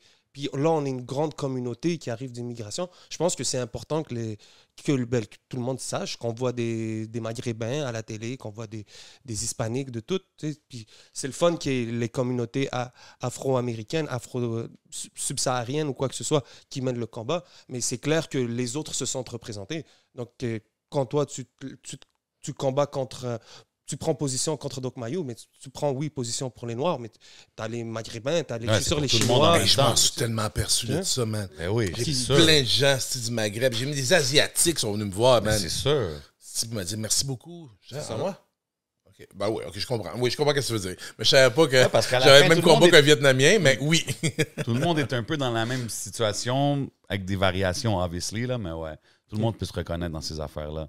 Yes, sir. D'ailleurs, on touche les identités meurtrières, Amin Malouf, je pense que c'est un Libanais, Amin Malouf. Hein? Amin Malouf, ça c'est vraiment à lire. Ça c'est moi c'est mon ouvrage de référence pour justement là, comprendre là, mes identités multiples. Là, Dope. Yo, so, man, Philippe, sérieux, c'est un honneur que tu sois passé ici, chiller avec nous au podcast. Je l'apprécie vraiment beaucoup. Pour les gens qui regardent Rapide, tu sais, ceux qui veulent suivre tes footsteps dans l'industrie, ce serait quoi comme le conseil principal que tu leur donnerais avant qu'on aille au Patreon? Big love à tout le monde au Patreon. Le conseil, C'est ce que vous avez fait là. C'est d'être professionnel, d'avoir fait une recherche, man. Sérieusement, une recherche avec du contenu précis pour stimuler des conversations intelligentes. Là. C'est vraiment ça. Là. Merci beaucoup, hein, parce que j'ai parlé de choses dont j'ai jamais parlé, d'autres fois juste un petit peu, mais de façon très, très intelligente. Fait que moi, j'ai toujours voulu faire ça, développer du contenu riche. Puis vous m'avez montré ça ce soir, fait que merci beaucoup. Yo, nous, le but, c'est vraiment ça. C'est vraiment que tout le monde qui s'assoit sur la chaise se lève et soit satisfait de la conversation. Fait que c'est vraiment dope que tu dis ça. Big love à toi encore une fois, man. Tout le monde allez le suivre sur tous les réseaux.